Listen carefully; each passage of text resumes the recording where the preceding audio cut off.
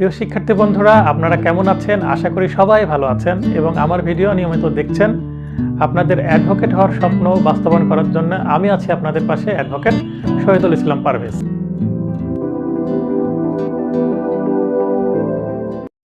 প্রিয় শিক্ষার্থী বন্ধুরা, আশা করি সবাই ভালো আছেন, সুস্থ আছেন।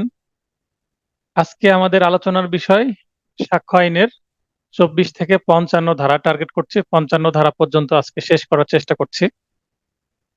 তো আজকে 24 থেকে পরবর্তী যে ধারাগুলো 24, 25, 26, 27, 28, 29, 30 এবং 31, এই যে ধারাগুলো, হ্যাঁ, এই ধারাগুলোর মধ্যে ক্রিমিনাল মামলায় যে আসামি নিজের দোষ স্বীকার করে জবানবন্দি দিবেন, কার কাছে জবানবন্দি দিলে কি সেটার নাম হবে, সেটার সাক্ষ্যগত মূল্য কতটুকু আছে, আদালত সেটা গ্রহণ করবেন কিনা, এই বিষয়ে আজকে খুবই গুরুত্বপূর্ণ কয়েকটি সেকশন আলোচনা হবে, যেটাকে ইংরেজিতে বলে কনফেশন। জুডিশিয়াল কনফেশন এবং extra judicial confession. Judicial confession যেটা, সেটা জুডিশিয়াল ম্যাজিস্ট্রেটের কাছে দিতে হবে, যেটা সিআরপিসির 164 ধারা অনুসারে জুডিশিয়াল ম্যাজিস্ট্রেট লিপিবদ্ধ করে থাকেন। সিআরপিসির 164 ধারার যে পদ্ধতি, সেই পদ্ধতিটা অবলম্বন করা হয় এই জুডিশিয়াল কনফেশন। জুডিশিয়াল বলতে জুডিশিয়াল ম্যাজিস্ট্রেটের কাছে যদি আসামি দোষ স্বীকার করে, সেটাই হচ্ছে জুডিশিয়াল কনফেশন, সেটা কথা বলা হচ্ছে। সালাম আলাইকুম স্যার। ওয়ালাইকুম আসসালাম। জি স্যার, আমি তো আরেকটু হেডফোন ইউজ করি, এই জন্য তো আমার সমস্যা হচ্ছে না। এখন অন্যদের আচ্ছা, মানে ঠিক আছে, কথা স্পষ্ট জি বোঝা যাচ্ছে, হ্যাঁ ভয়েস বোঝা মানে যাচ্ছে। আর লাউড করার দরকার নেই। না ঠিক আছে স্যার, এবং ঠিক আছে, লেখাও দেখা যাচ্ছে স্পষ্ট। Thank you. Judicial confession, judicial ম্যাজিস্ট্রেটের কাছে যে কনফেশন বা দোষ স্বীকার হবে, সেটা সিআরপিসির 164 ধারা মতে যেটা দেওয়া হবে সেটাই। আর এক্সট্রা জুডিশিয়াল কনফেশন সেটা হচ্ছে জুডিশিয়াল ম্যাজিস্ট্রেটের কাছে যেটা দেওয়া হয়, এটা ছাড়া অন্যান্য ক্ষেত্রে, যেমন কোনো পুলিশের ক্ষেত্রে কিংবা অন্য কোনো পাবলিকের ক্ষেত্রে, কোনো পুলিশ বা কোনো পাবলিকের কাছে যদি দেওয়া হয়, তাহলে সেটা এক্সট্রা জুডিশিয়াল কনফেশন হবে। এখন কোনটা জুডিশিয়াল কনফেশন, কোনটা এক্সট্রা জুডিশিয়াল কনফেশন, কোন ধারা মতে সাক্ষ্য আইনের, কিভাবে, কোনটার গুরুত্ব কতটুকু, কোনটা প্রাসঙ্গিক কোনটা প্রাসঙ্গিক না, এবং কোনটা আদালতে গ্রহণ করবেন, কোনটার সাক্ষ্যগত মূল্য কতটুকু, এটা আলোচনা করব এই যে সেকশনগুলোতে। 24 ধারায় বলা হচ্ছে, 24 ধারায় বলা হচ্ছে প্রলোভন, ভীতি। প্রলোভন বলতে আপনি দোষ স্বীকার করেন, কিছু হবে না আপনার, বরং আপনি সহজেই রেহাই পেয়ে যাবেন, আপনাকে খালাস দিয়ে দিবে, দোষ স্বীকার করে নেন, এইভাবে যদি প্রলোভন দেখানো হয় বা অন্য কোনো প্রলোভন দেখানো হয় বা ভয় দেখানো হয়, যদি দোষ স্বীকার করা না হয়, তাহলে কিন্তু আপনাকে বড় সাজা দেওয়া হবে।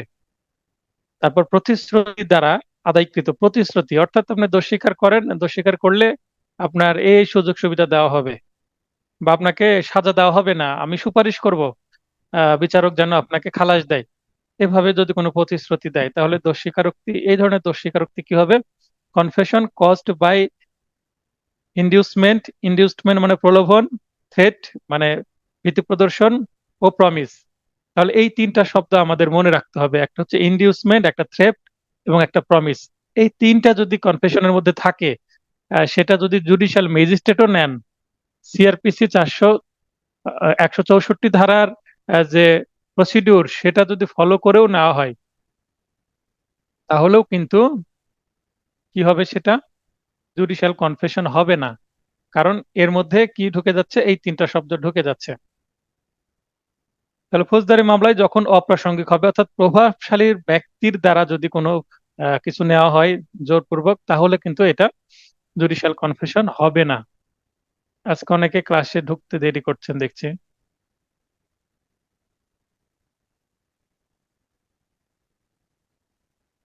এবার আদালতের নিকট এমন প্রতীয়মান হয় যে এভাবে দোষ স্বীকারোক্তির ফলে আসামি পার্থিব সুবিধা পাবে, অসুবিধা এড়াতে পারবে বলে যথেষ্ট কারণ ঘটে, তবে তা অপ্রাসঙ্গিক হবে। অর্থাৎ এইগুলো দ্বারা যদি দোষ স্বীকারোক্তি না হয়, সেটা জুডিশিয়াল ম্যাজিস্ট্রেট নিক বা অন্য কেউ নিক না কেন, তাহলে সেটা অবশ্যই কি হবে না, প্রাসঙ্গিক হবে না। তার মানে জুডিশিয়াল কনফেশন, কিন্তু এর মধ্যে ত্রুটি যদি থেকে যায় সেটা 24 ধারায় বলা হচ্ছে সেটা প্রপার হলো না।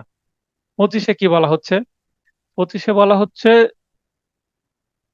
পুলিশ অফিসারের নিকট প্রদত্ত স্বীকারোক্তি প্রমাণ করা যাবে না, যেটা সিআরপিসির 161 ধারায় পুলিশ জবানবন্দি নিয়ে থাকেন। তো পুলিশ জবানবন্দি নিচ্ছে, তো সেখানে আসামির নিক বা অন্য কারো নিক, এখানে আসামি তো নেওয়ার সুযোগ নেই 161 ধারায়, সাক্ষী নিবে।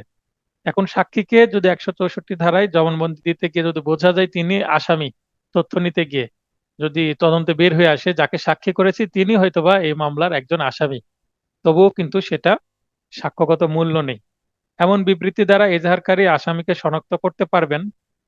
ম্যাজিস্ট্রেটের উপস্থিতিতেও পুলিশ অফিসারের নিকট প্রদত্ত স্বীকারোক্তি গ্রহণীয় নয়। এ ধারা মতে পুলিশ অফিসার বলতে কনস্টেবল বা গ্রাম্য চৌকিদারকেও বোঝাবে, ভিলেজ পুলিশকেও বোঝাবে। জুডিশিয়াল ম্যাজিস্ট্রেট কনফেশন নিচ্ছেন, পাশে আশেপাশে পুলিশ দাঁড়িয়ে আছে, পুলিশের ভয়ে কনফেশন দিয়ে দিচ্ছে, তাহলে এখানে একটা কি থাকবে? থ্রেট থাকবে, অর্থাৎ একটা চাপ সৃষ্টি হবে। পুলিশ আশেপাশে থাকা যাবে না, নির্ভয়ে যেন কনফেশন করতে পারে, সেটাই 25 ধারায় একটু বলা হচ্ছে, মানে পুলিশের কোনো উপস্থিতি থাকবে না। 26, আসামি পুলিশ হেফাজতে থাকাকালে প্রদত্ত দোষ স্বীকারোক্তি তার বিরুদ্ধে প্রমাণ করা যাবে না। মানে রিমান্ডে গিয়ে কেউ যদি দোষ স্বীকার করে, রিমান্ডে গিয়ে চাপ সৃষ্টি করা হয়, পরে তাকে নিয়ে যে জুডিশিয়াল ম্যাজিস্ট্রেটের কাছে কিন্তু দোষ স্বীকারের জন্য একটা প্রসেস করে পুলিশ। এই ধরনের অনেক ঘটনা ঘটে, কিন্তু পুলিশের কাছে যদি দোষ স্বীকার করে, পুলিশ আছে, থানায় দোষ স্বীকার করা হচ্ছে, কিংবা থানায় জুডিশিয়াল ম্যাজিস্ট্রেটকে নিয়ে যে সেটা নোট করে নেওয়া হচ্ছে, রেকর্ড করে নেওয়া হচ্ছে, রেকর্ড বলতে জুডিশিয়াল ম্যাজিস্ট্রেট লিখবেন এটাই রেকর্ড বলা হচ্ছে, বা লিপিবদ্ধ করা হচ্ছে, এখানে অডিও রেকর্ডের কথা কিন্তু নয়। রেকর্ড বলতে জুডিশিয়াল ম্যাজিস্ট্রেট যেটা লিখে নেন কাগজে সেটাকে রেকর্ড বলা হচ্ছে, বা লিপিবদ্ধ করা। তো এটাও কিন্তু হবে না, যদি পুলিশ স্টেশনে ম্যাজিস্ট্রেটও আসে তাহলে হবে না, ম্যাজিস্ট্রেটের কাছে আসতে হবে আসামিকে নিয়ে, এবং সেখানে পুলিশ স্টেশনে তো পুলিশ থাকবে। তাই পুলিশ হেফাজতে যখন আসামি রিমান্ডে যায় বা আটকের পরে যখন আসামিকে চালান দেওয়া হয় না, অর্থাৎ এই যে 24 ঘন্টার মধ্যেই যদি দোষ স্বীকার করে পুলিশের কাছে, মামলা হলো, অ্যারেস্ট করলো, থানায় 24 ঘন্টার মধ্যে দেওয়ার কথা, এর মধ্যে দোষ স্বীকার করাই নিল, সেই ক্ষেত্রেও কিন্তু হবে না। এটাই বলা হচ্ছে 26 ধারায়, ম্যাজিস্ট্রেটের প্রত্যক্ষ উপস্থিতিতে না হলে দোষ স্বীকারোক্তি গ্রহণযোগ্য বা গ্রহণীয় নয়, মানে ম্যাজিস্ট্রেট উপস্থিত থাকতে হবে।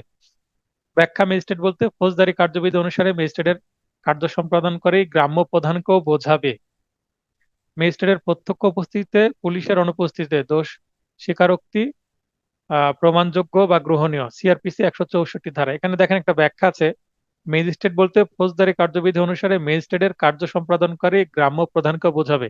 আর গ্রাম্য প্রধান তিনি যদি জুডিশিয়াল ম্যাজিস্ট্রেটের মতন তাকে জুডিশিয়াল ক্ষমতা দেওয়া হয় এবং তাকে 164 ধারা মতে কোনো দোষ স্বীকারোক্তি লিপিবদ্ধ করার ক্ষমতা দেওয়া হয়, এটা স্পেশাল কেসে, সেই ক্ষেত্রে কিন্তু সেটাও কি হতে পারে? জুডিশিয়াল কনফেশন হতে পারে। তবে এটার বাস্তবে প্রয়োগ খুব একটা নেই। 27, আসামির নিকট হতে প্রাপ্ত তথ্য যতটা প্রমাণ করা যেতে পারে, অর্থাৎ আসামি একটা কথা বললো যে হ্যাঁ একটা গরু চুরি হয়েছে, গরুটা কোথায় আছে আমি জানি, এই জায়গায় আছে, কিংবা একটা অপরাধ হয়েছে, একটা অপরাধে একটা রিভলভার ইউজ করা হয়েছে, রিভলভারটা কোথায় আছে সে জানে। এখন তার একটা অপরাধে ব্যবহৃত একটা অস্ত্র কোথায় আছে সে জানছে, তাহলে এখানে একটা কোনো ব্যাপার আছে। তাই তার তথ্য মতে যেহেতু সেই আলামতটা উদ্ধার করা হচ্ছে বা চুরি যাওয়া কোনো পণ্য উদ্ধার করা হচ্ছে, সেক্ষেত্রে কিন্তু ধরে নিবে যে এ হয়তো বা অপরাধের সাথে জড়িত আছে, কিন্তু এটা জুডিশিয়াল কনফেশন না। তবে তদন্তের স্বার্থে এবং এতটুকু মামলায় উল্লেখ করা যাবে যে এই আসামি এই তথ্য দিয়েছিল এবং এই তথ্য মতে এই আহ, পণ্যগুলো বা এই আলামতগুলো উদ্ধার করা হয়েছে, ততটুকুই কিন্তু সাক্ষ্যগত মূল্য থাকবে। আইনে কি বলছে? স্বীকারোক্তি হোক আহ না হোক, মানে স্বীকারোক্তি হোক বা না হোক, অভিযোগের সাথে সম্পর্কযুক্ত কোনো আলামতের বিষয়ে তথ্য প্রদান করলে সে তথ্য অনুযায়ী তা পাওয়া গেলে, মানে উদ্ধার হলে, তা সাক্ষ্যরূপে ব্যবহার করা যাবে। পুলিশকে একটা তথ্য দিল, পুলিশ যে দেখলো যে হ্যাঁ তথ্য মিলে গেল, তাহলে পুলিশ তো বিশ্বাস করে নেবে এটা সঠিক আছে, তার মানে চার্জশিটে এইভাবে উল্লেখ করা হবে যে এই আসামি এই কথা বললো, উক্ত স্থানে গিয়ে তাকে নিয়ে গেলাম এবং তার বর্ণনা মতে একটা জায়গায় গর্ত করে পাওয়া গেল যে হ্যাঁ তার গর্তে সেখানে একটা উইপন রাখা আছে, অস্ত্র রাখা আছে, তাহলে অবশ্যই এটা রেলিভেন্ট হবে, লজিক্যালি রেলিভেন্ট মনে হচ্ছে। তাই 27 ধারার কিন্তু সাক্ষ্যগত মূল্য আছে, 24 ধারার সাক্ষ্যগত মূল্য নাই, 25 ধারার সাক্ষ্যগত মূল্য নাই। 26 ধারার মানে এখানে কন্ডিশন দিয়েছে সাক্ষ্যগত মূল্য নেই, প্রথমে বলছে পরে আবার থাকতেও পারে। এখানে 26 ধারা 164 ধারায় যে সিআরপিসি 164 ধারার বিষয়টা কিন্তু 26 ধারার মধ্যে আসছে। এই কারণে 26 ধারায় হ্যাঁ আবার না দুইটাই আছে, মানে প্রাসঙ্গিক আবার প্রাসঙ্গিক না। 27 ধারায় সাক্ষ্যগত মূল্য আছে যতটুকু পর্যন্ত মিলল ততটুকু পর্যন্ত 28। 24-এর ঠিক উল্টোটা হচ্ছে 28, 24-এর ব্যতিক্রম। এটা মামলার পরিস্থিতির উপরে নির্ভর করবে যে এটা 24 অ্যাপ্লাই হবে না 28 অ্যাপ্লাই হবে। প্রলোভন, ভীতি প্রদর্শন, প্রতিশ্রুতি, ধারণা অপসারণের পর প্রদত্ত দোষ স্বীকারোক্তি প্রাসঙ্গিক হবে। 24 ধারার ঠিক ব্যতিক্রম। প্রলোভন, ভীতি প্রদর্শন, প্রতিশ্রুতি দেওয়া হয়নি বিষয়গুলো প্রমাণের দায়িত্ব ফরিয়াদি বা অভিযোগকারী পক্ষের। এখানে যদিও এই যে তিনটা শব্দ ইন্ডিউসমেন্ট, থ্রেট বা প্রমিস, প্রলোভন, ভীতি প্রদর্শন, প্রতিশ্রুতির দ্বারা কোনো কিছু গ্রহণ করলে মানে দোষ স্বীকার গ্রহণ করলে সেটা আদালত গ্রহণ করবেন না বা সেটা প্রাসঙ্গিক না, 24 ধারায় বলছে। 28 ধারায় সেটাকে একটু ছাড় দিয়ে দিচ্ছে যে চাপ সৃষ্টি করে নিয়েছে, কিন্তু পরে যদি প্রমাণ করতে পারে যে চাপ সৃষ্টি করে নিচ্ছে না, তার মানে এখানে একটু কি আছে, ভেজাল আছে, একটু ঝামেলা আছে। অনেক সময় একটা আসামি কিন্তু যে দুর্ধর্ষ আসামি, তাকে চাপ সৃষ্টি না করলে কিন্তু অনেক সময় কি হয় না, সে কথা বের করবে না, রিমান্ডে নিয়ে যে যেটা করে। এই কারণে এখানে যে 24 ধারা একটু ব্যতিক্রম, 28 ধারায় আসছে যে যদিও দেওয়া হয়েছে পরে যদি প্রমাণ করতে পারে না এই ধরনের দেওয়া নাই, মানে এই ধারণাটা যদি অপসারণ করার আহ, আসামি দাবি করছে, আসামি পক্ষের আইনজীবী দাবি করছে যে না, তাকে প্রলোভন দেখানো হয়েছে, ভয় দেখানো হয়েছে, ভুল বোঝানো হয়েছে, কিন্তু যদি প্রসিকিউশন পক্ষ প্রমাণ করতে পারে যে না এগুলো কোনো কিছু করেনি, তাহলে কিন্তু 28 ধারাটা অ্যাপ্লাই হবে। তার মানে 28 ধারাটা কিন্তু একটা ট্রিকি বিষয়, এখান থেকে কিন্তু উদাহরণ দিয়ে প্রশ্ন আসতে পারে, এখানে কিন্তু একটা কনফিউশন সৃষ্টি হতে পারে। 29 ধারা, দোষ স্বীকারোক্তি অন্যভাবে প্রাসঙ্গিক হলে কেবল গোপনীয়তার প্রতিশ্রুতি প্রভৃতির জন্য অপ্রাসঙ্গিক হবে না। মানে আপনি বলেন এটা গোপন রাখা হবে বা কাউকে বলা হবে না বা মামলায় ব্যবহার করা হবে না, এভাবে ভুল বোঝানো যদি হয়, তো দোষ স্বীকার করছে সেটাকে গোপন রাখার জন্য দোষ স্বীকার করছে, সেটা অবশ্যই মামলায় 164 ধারার একটা কনফেশন হিসেবে, জুডিশিয়াল কনফেশন হিসেবে নথিবদ্ধ হবে, নথির মধ্যে সেটা থাকবে, জুডিশিয়াল রেকর্ডে। কিন্তু আসামিকে সেটা বুঝতে দেওয়া হলো না, দোষ স্বীকার করলে সে পরবর্তীতে যে তার বিরুদ্ধে এটা ব্যবহার করা হবে সাক্ষ্য হিসাবে, তার জামিনে ঝামেলা হবে, সে ফেঁসে যেতে পারে। কিন্তু এই জিনিসগুলো তাকে গোপন করে ভুল বুঝিয়ে যদি নেওয়া হয়। তো গোপনীয়তা বা প্রতিশ্রুতি প্রতারণার মাধ্যমে গৃহীত, মাতাল অবস্থায় গৃহীত নার্কো টেক্সট। নার্কো টেস্ট হচ্ছে আহ, একটা সীমিত মাত্রায় কারো শরীরে মাদকদ্রব্য প্রয়োগ করা হয়। একটা মাদকাসক্ত অবস্থায় একটা মানুষ কিন্তু হিতাহিত জ্ঞান হারিয়ে ফেলে, অনেক সময় তাকে প্রশ্ন করলে সে বুঝতে পারে না যে এটার উত্তর দিলে তার কি হতে চলেছে, তাই কিন্তু তিনি দোষ স্বীকার করে ফেলতে পারেন। আপনারা নাটক সিনেমায় বিভিন্ন জায়গায় হয়তো বা এই নার্কোটেক্স সম্পর্কে শুনেছেন বা দেখেছেন। তো এই নার্কোটেক্স এর বিষয়টা কিন্তু এখানে বলা হচ্ছে 29-এ। বিআর অ্যাক্টে নার্কোটেক্স শব্দটা নাই, কিন্তু আমার মনে হয়েছে এটা নার্কোটেক্স, তাই আপনাদেরকে বোঝানোর জন্য নার্কোটেক্স বিষয়টা ব্র্যাকেটে দিয়ে দিয়েছি। আরো বলা হচ্ছে যে প্রশ্নের উত্তর দিতে আসামি বাধ্য নয় সে প্রশ্নের মাধ্যমে গৃহীত, মানে ওই ধরনের প্রশ্ন কিন্তু করা যাবে, তার বিরুদ্ধে সাক্ষ্য হিসেবে ব্যবহৃত হতে পারে, সে বিষয়ে সাবধান না করার জন্য অপ্রাসঙ্গিক হবে না। তার মানে 29 ধারাটা কিন্তু এই যে আগে যে ধারাগুলো আছে সেই ধারা যে দুর্বলতা, এটা কিন্তু 29 ধারা পুরোটাই প্রসিকিউশন পক্ষে চলে যাচ্ছে, অর্থাৎ একটা জুডিশিয়াল কনফেশন নেওয়া হয়েছে, সেটা যদি কোনো ত্রুটিযুক্ত হয় 29 ধারা এসে সেটাকে ত্রুটিমুক্ত করে দেওয়ার একটা সুযোগ থাকছে। এখানে পরিস্থিতিগত এখানে বিষয় যে কোন মামলায় এই 29 ধারাটা অ্যাপ্লাই করা হবে, আসামি খুবই দুর্ধর্ষ বা মামলা খুবই জটিল তখন, কিন্তু একটা সাধারণ যার কোনো ইতিপূর্বে মামলা নাই, যে অভ্যাসগতভাবে কোনো অপরাধী না, তার ক্ষেত্রে কিন্তু 29 ধারা খুব একটা অ্যাপ্লাই হবে না। অর্থাৎ মামলার পরিস্থিতি বলে দিবে 29 ধারায়, 164 ধারার যে জুডিশিয়াল কনফেশন নেওয়া হলো সেটা 29 ধারায়, সেটা জুডিশিয়াল কনফেশন হিসেবে ট্রিট করা হবে কিনা, না হবে না সেটা। 30, দোষ স্বীকারোক্তি কারক ও একই অপরাধে যৌথভাবে বিচারাধীন ব্যক্তিকে প্রভাবিত করে এমন দোষ স্বীকারোক্তি বিবেচনা, অর্থাৎ রাজসাক্ষীর বিষয়ে বলা হচ্ছে, অ্যাকমপ্লিস যিনি তার কথা বলা হচ্ছে, একাধিক আসামি আছে, এ বি, সি, ডি, একাধিক আসামি আছে 30 ধারা যেটা বলছে এই আসামিগুলো একটা অপরাধ করেছে, বা আরো যদি আমি যুক্ত করে দিই তাহলে হয়তো বা কোনো ডাকাতির মামলা অনেকগুলো আহ, আসামি মিলে সংগঠন করেছে।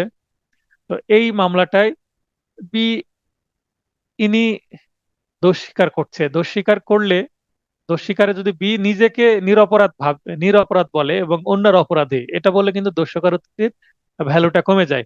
এটাকে দোষ স্বীকারোক্তি খুব একটা হয় না, কারণ আমি নিজে নির্দোষ, এই অন্য বাকিরা করেছে আমি করিনি এটা বললে সেটা দোষ স্বীকার হবে না, বরং অন্যের উপর দোষ চাপিয়ে দেওয়া, এটা আত্মপক্ষ সমর্থন হয়ে গেল।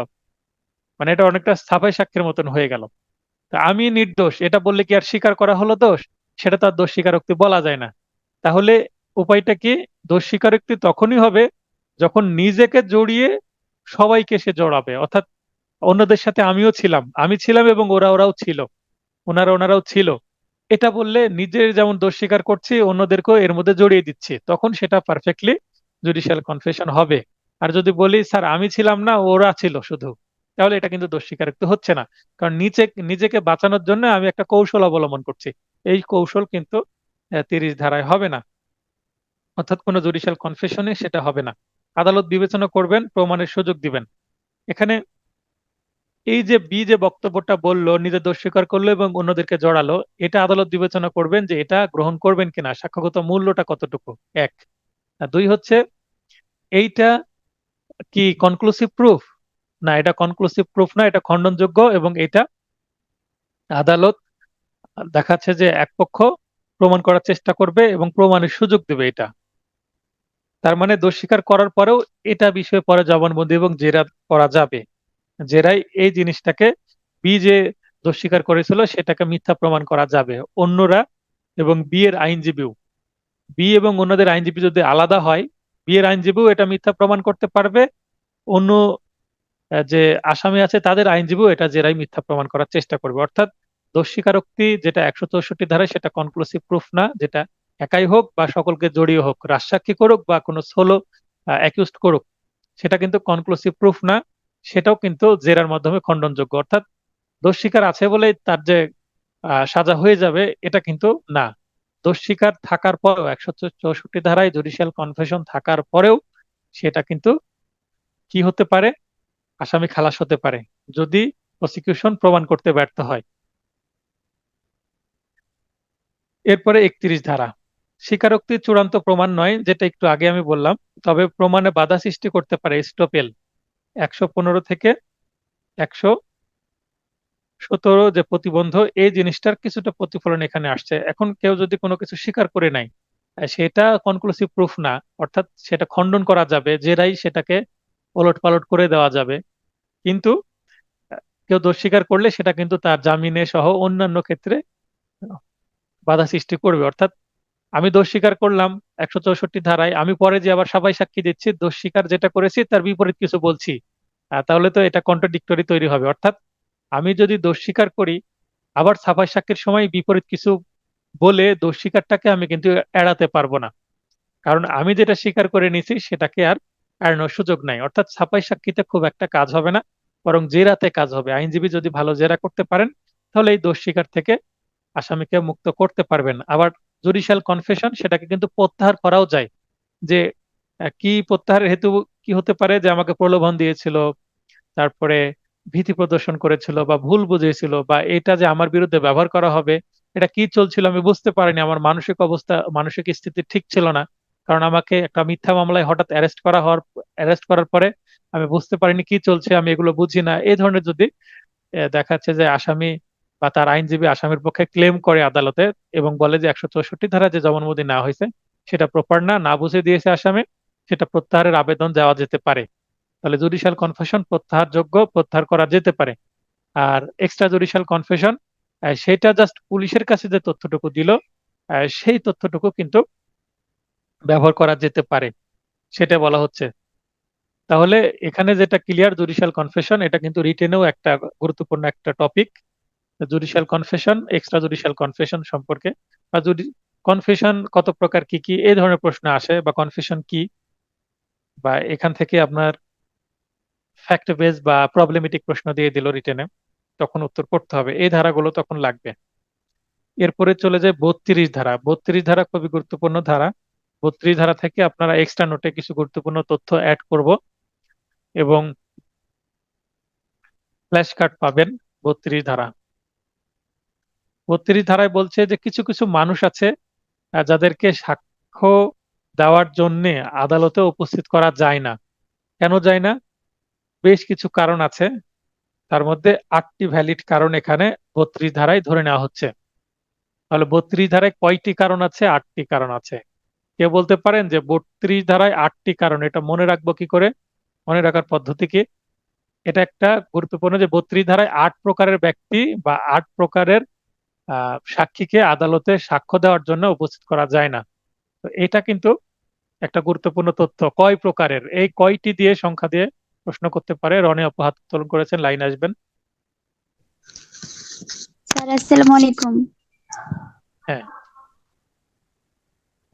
4 বলেন। 8 32, 3 8 না, হ্যাঁ, 4 8 32। স্বপন ভাই লিখছে 3 8 32।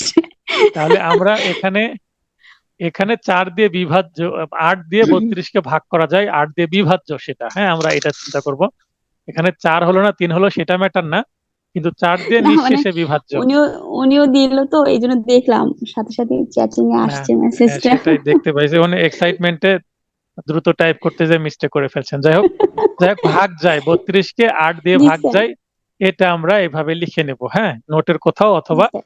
খাতার কোথাও। জি তাহলে স্যার। আমাদের এই যে 32 ধারায় যে 8 সংখ্যা, এটা মনে রাখতে অসুবিধা হবে না। তাহলে কোন ব্যক্তিদেরকে আদালতে নিয়ে এসে সাক্ষী নেওয়া যায় না, সেটা আমরা এখন পড়ব। যে ব্যক্তি মৃত, মারা গেলে তাকে আর কি নিয়ে আসবো? নিয়ে আসা তো সম্ভব না।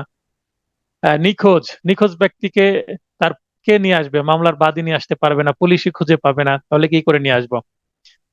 তাহলে ইত্যাদি হয়েছে প্রাসঙ্গিক বিষয় সম্পর্কে তার বিবৃতি, যে সকল ক্ষেত্রে প্রাসঙ্গিক, অর্থাৎ মামলার যে বিষয়, এই বিষয় বা মামলার বিষয়ের সাথে প্রাসঙ্গিক কোনো বিষয় সম্পর্কে তিনি যদি কোনো কিছু বলতে চান, তাহলে সেইটা এই চ্যাট অপশনে গিয়ে এইভাবে মানে একটা টপিক আলোচনা করছি, এটা দিলে নজরে তো দিলে তো সমস্যা। আপনারা পরের প্রয়োজনে হোয়াটসঅ্যাপে দিয়ে দিবেন, বা যখন আমি প্রশ্ন করব তখন এগুলো বলবেন, একটু নোট রাখেন আপনারা। মানে একটা পড়াতে গিয়ে আরেকটা নজরে আসলে একটু ডিস্টার্ব হয়।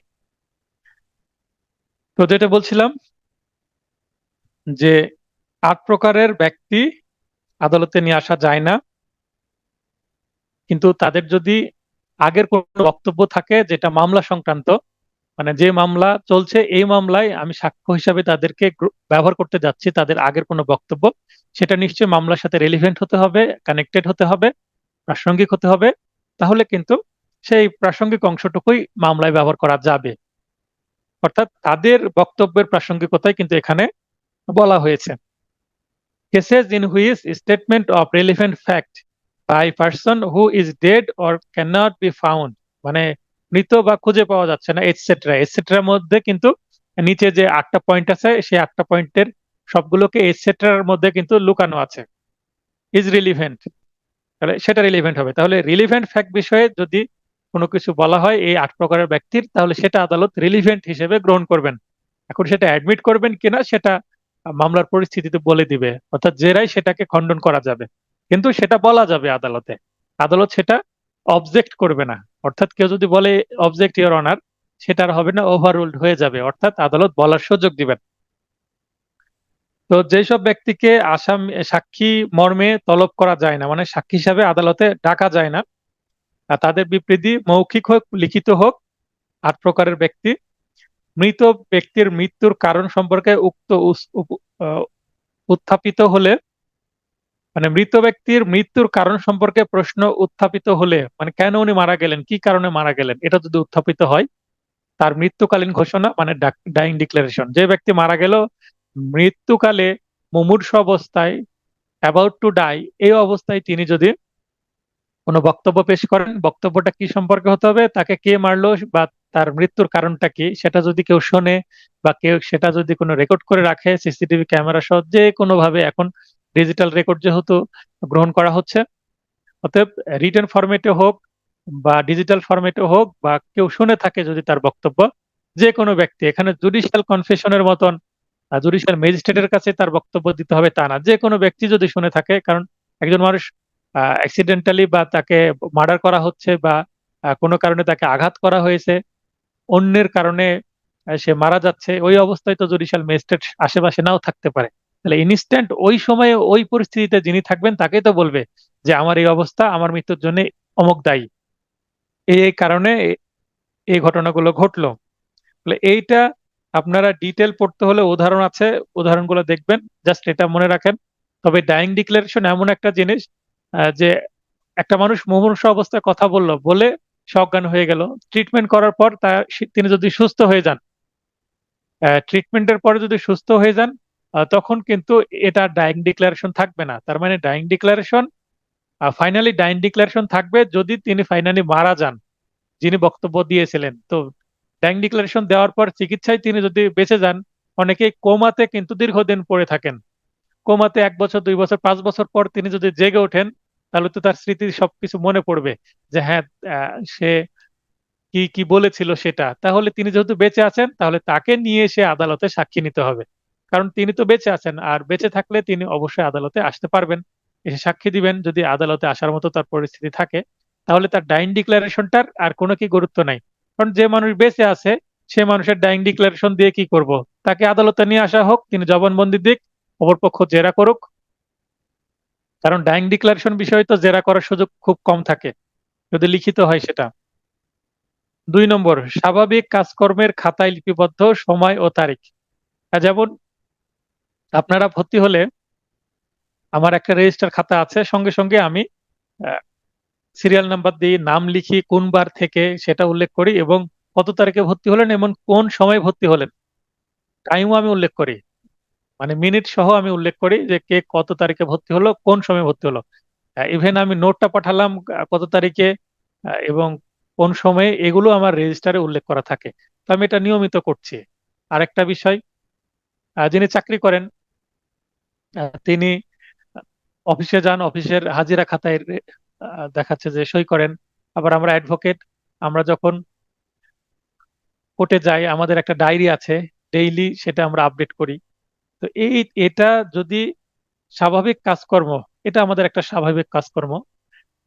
কেউ যদি একটা খাতায় তারিখ সহ কোনো কিছু উল্লেখ করে, তারিখ সময় সহ উল্লেখ করে, তাহলে এটা কিন্তু ডেইলি অ্যাফেয়ার্স এর মধ্যে পড়বে। আর ডেইলি অ্যাফেয়ার্স বিষয়ে যদি কোনো কিছু হয়, সেটা অবশ্যই কি হবে, এই সময় ও তারিখ যদি উল্লেখ করা থাকে, এই সময় ও তারিখে কোনো কিছু কি করা আছে, উল্লেখ করা আছে। এখন রহিম এ নামে একজন ব্যক্তির নামে মামলা হয়েছে, ইনি অ্যাকিউজড। এখন ইনি প্রমাণ করলো তার একটা খাতা আছে, মামলার তারিখ দেওয়া হয়েছে 11/10/2021।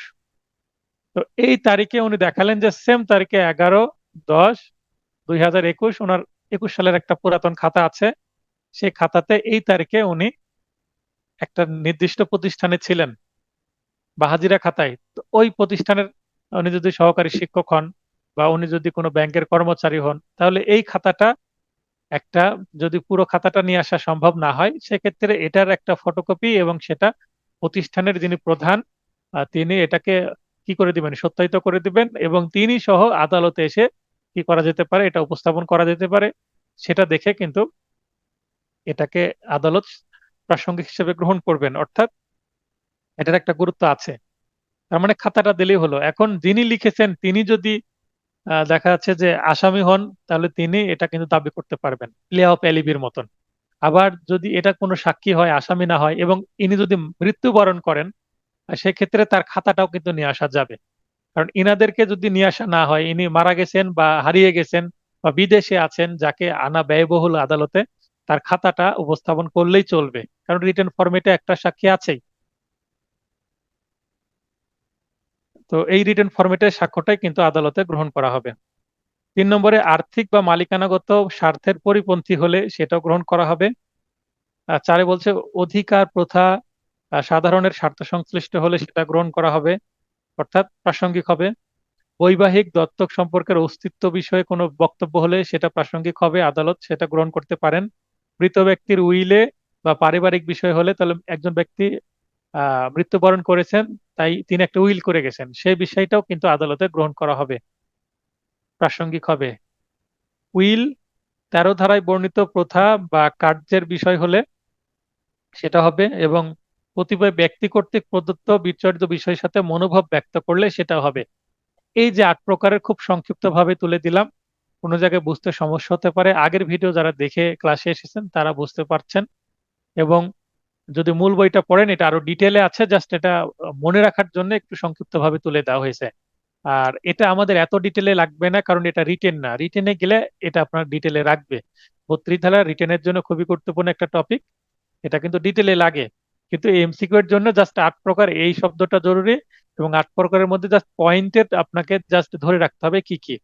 দেখা যাচ্ছে কোনটি 32 ধারার মতো প্রাসঙ্গিক, এই বলে এখানে 3টা অপশন দিয়ে দিল, আর দিয়ে একটা ঘয়ে দিয়ে দেওয়া হলো যে সবগুলো, তাহলে উত্তর সবগুলো হবে। আবার কোনটি নয় বললে জাস্ট এখান থেকে একটি দিল, এবং এখান থেকে 3টি দিল, এবং একটি এখানের বাইরে দিল, তাহলে সেটি উত্তর হবে। তাহলে কোনটি এবং কোনটি নয় 32 ধারা মতে, এই জিনিসটা মনে রাখার জন্য জাস্ট এই 8 প্রকারের এই টপিক গুলো আপনাদের মাথায় থাকতে হবে। ধারা 33, কোন সাক্ষ্যে প্রদত্ত বিবৃতির সত্যতা পরবর্তী মামলায় প্রমাণের জন্য উক্ত সাক্ষ্যের প্রাসঙ্গিকতা। একটা মামলায় সাক্ষ্য দিয়েছেন একজন, এখন এই মামলায় তো জুডিশিয়াল রেকর্ডে ডিপোজিশন আকারে সেটা থাকলোই, তো পরবর্তীতে অন্য একটা মামলায় এটা যদি প্রাসঙ্গিক হয় যে আমি একটা অ্যাডভান্টেজ পাবো, এই মামলার সার্টিফাইড কপি নিয়ে ওই মামলায় যদি আমি সাবমিট করি, সেটা আসামি পক্ষই হই আর ফরিয়াদি পক্ষই হোক, এটা সিভিল মামলায় বাদী পক্ষই হোক বা বিবাদী পক্ষই হোক, এই 33 ধারাটা সিভিল ক্রিমিনাল উভয় মামলার জন্যই প্রযোজ্য। সাক্ষীর মৃত্যু হলে, খোঁজ পাওয়া না গেলে, সাক্ষ্য প্রদানে অক্ষম হলে, সাক্ষ্য প্রদানে অক্ষম অর্থাৎ বেঁচে আছেন কিন্তু কোমায় অসুস্থ হয়ে আছেন, অথবা তিনি প্যারালাইজড হয়ে গেছেন, কথা বলতে পারছেন না বা লিখতেও পারছেন না, তাহলে তার আগের মামলার বিবৃতিটা কি আদালতে দিলেই হয়ে যাবে। তো এটার একটু প্রবলেম কি যে এগুলো কিন্তু আপনার কি করা যায় না, জেরা করার সুযোগ নেই, এই কারণে সাধারণত শর্ত সাপেক্ষে, কি শর্ত, মারা গেছেন, খোঁজ পাওয়া যাচ্ছে না এবং সাক্ষ্য প্রদানে তিনি অক্ষম, এই ধরনের ব্যক্তির ক্ষেত্রেই কিন্তু এই যে পূর্বের সার্টিফাইড কপি নিয়ে আসা বিষয়টা কিন্তু আদালত বেশি গুরুত্ব দিবেন না। আর যদি যিনি বেঁচে আছেন আদালতে আসতে পারবেন, অর্থাৎ তিনি এখন যদি জবানবন্দি দেন জেরা করার সুযোগ থাকছে, তো আসামি পক্ষে কিন্তু এটা সুযোগ নেই, বাদী পক্ষে সুযোগ নেই, কিন্তু যদি তাকে আদালতে নিয়ে আসা সম্ভব হয়, জবানবন্দির সাথে জেরাটা সম্ভব, কিন্তু যদি আদালতে নিয়ে আসা সম্ভব না হয়, সার্টিফাইড কপি শুধু যদি দেওয়া হয়, তাহলে কিন্তু সার্টিফাইড কপি দেওয়া হলো কিন্তু তাকে তো আর জেরা করার সুযোগ হলো না। এখানে এখানে আবার দেখেন একটা শর্ত আছে, বিরুদ্ধ পক্ষ তাকে সরিয়ে রাখলে, মানে হ্যাঁ, তো যেটা আলোচনা করছিলাম ধারা 33, ধারা 33-এ বলা হচ্ছে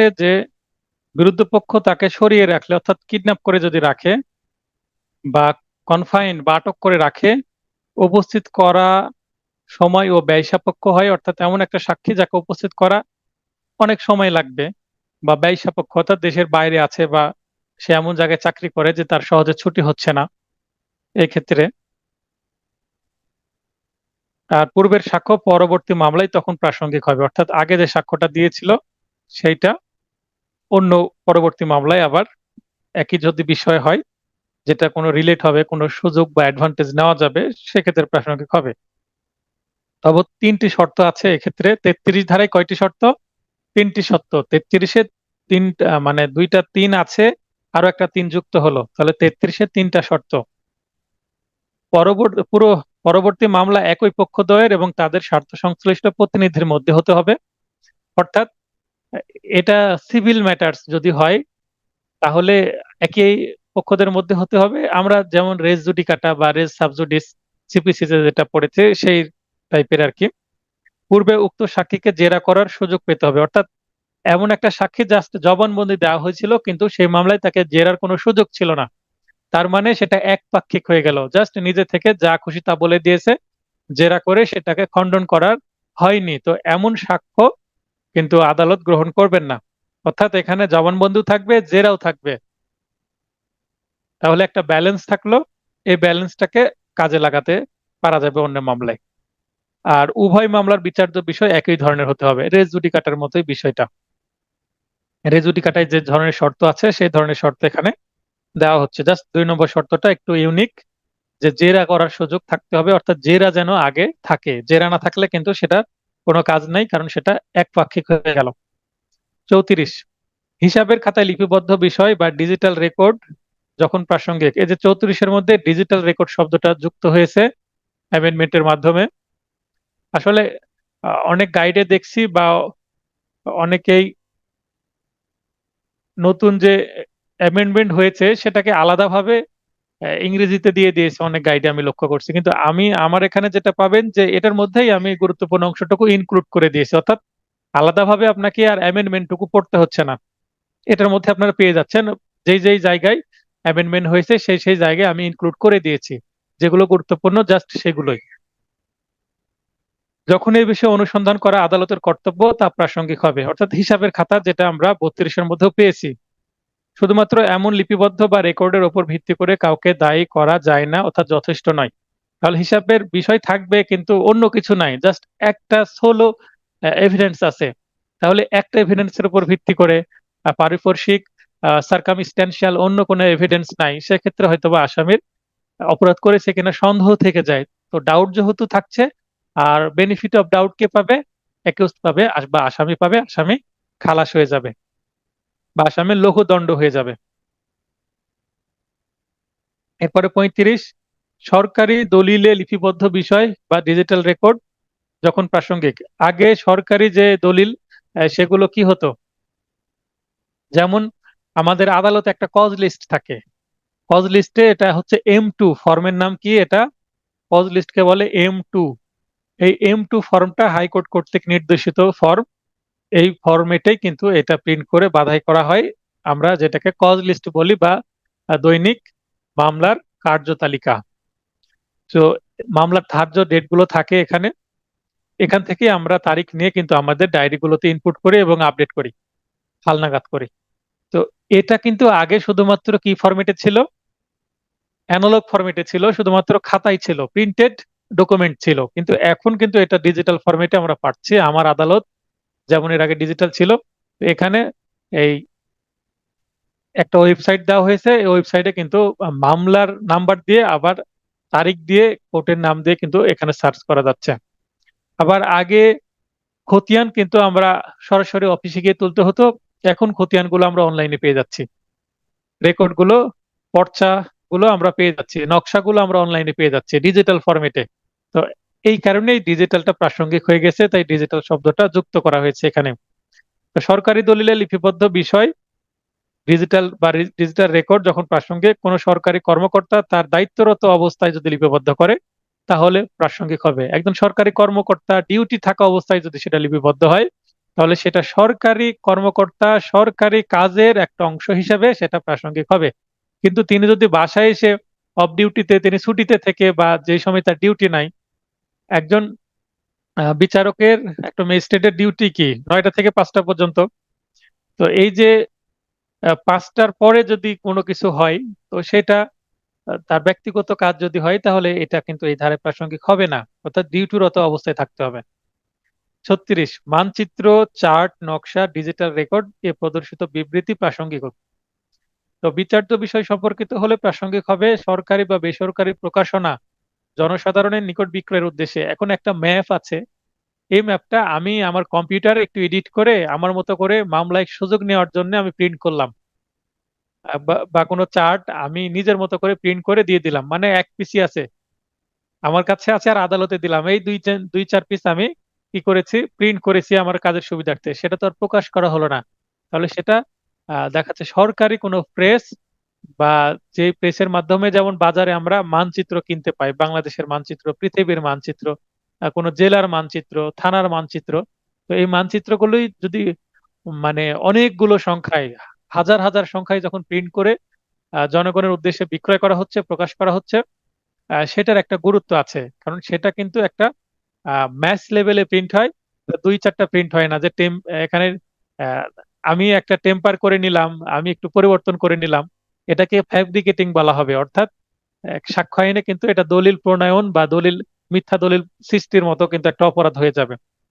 তো এটা অবশ্যই প্রাসঙ্গিক হবে না। আমি এই ধরনের নিজে যদি সৃষ্টি করে একটা ম্যাপ দিয়ে দিই যেটা আমার কাজে সুবিধা হবে, সেটা কিন্তু হবে না। যেমন একটা জমির নকশা, জমির নকশাতে এ এবং বি এর জমির একটা মনে করেন নকশা, এটা একটা নকশা, এইভাবে বিভিন্ন দাগে এভাবে আছে। সাধারণত যারা নকশা দেখেছেন এই ধরনেরই হয়। তো এই নকশায় মনে করেন এটা 12 নম্বর দাগ, এটা 13 নম্বর দাগ এবং এটা 14 নম্বর দাগ। এখন দেখা যাচ্ছে যে এখানে যে মাঝখানে বিষয় আছে, এখানে যদি আমি একটা এইভাবে টান দিয়ে দিই যে 14 নম্বর দাগকে আবার 15 নম্বর বলে আমি ভাগ করে দিই, যে এখানে 15 নম্বর দাগ ছিল, যে এই 15 নম্বরের সাথে যদি আমি অ্যাটাচ করে নিই, অর্থাৎ 15 নম্বর দাগ হবে এতটুকু, কিন্তু আমি মাঝখানে এইটা দেখা যাচ্ছে যে এইভাবে ছিল, আমি এই দিক দিয়ে টান না হয়ে হবে কোন দিক দিয়ে, এই দিক দিয়ে হবে। তার মানে আমি 15 নম্বর দাগটা ছোট ছিল জমি, আমি এটাকে বাড়ানোর উদ্দেশ্যে আমি এই দিক দিয়ে একটা দাগ দিয়ে দিলাম প্রিন্ট করে। তার মানে 12 থেকে কেটে 15-র মধ্যে একটু প্রবেশ করিয়ে দিলাম। তার মানে আমি নকশাকে টেম্পার্ড করলাম। তো এটা তো আদালত গ্রহণ করবে না, কারণ এটা দেখবে যে সাধারণ প্রিন্ট, এটা অরিজিনাল প্রিন্ট না, অতএব এটা গ্রহণ করা হবে না। তাহলে কোনটা গ্রহণ করবে, নকশা বা চার্ট, সেটা কিন্তু এই 36 ধারায় আছে। 38, আইন গ্রন্থের অন্তর্ভুক্ত কোনো আইন সম্পর্কিত বিবৃতির প্রাসঙ্গিকতা। কোন দেশের আইন বিষয়ে আদালতকে কোনো অভিমতে উপনীত হতে হলে ওই দেশের সরকারের কর্তৃত্বাধীনে মুদ্রিত প্রকাশিত আইন পুস্তকে ওই বিষয়ে বিবৃতি ও আদালতের নজির প্রাসঙ্গিক হবে। এখন আমরা যে বইগুলো পড়ছি, বিআর অ্যাক্ট বা কিছু আলোচনা সহ বই পড়ছি, সেগুলো কিন্তু প্রাসঙ্গিকতা খুব কম। আদালত ইচ্ছা করলে সেটা গ্রহণ করবেন, কিন্তু আবার নাও গ্রহণ করতে পারেন। আমি সাক্ষ্য আইনের একটা বই দেখাচ্ছি এই মুহূর্তে।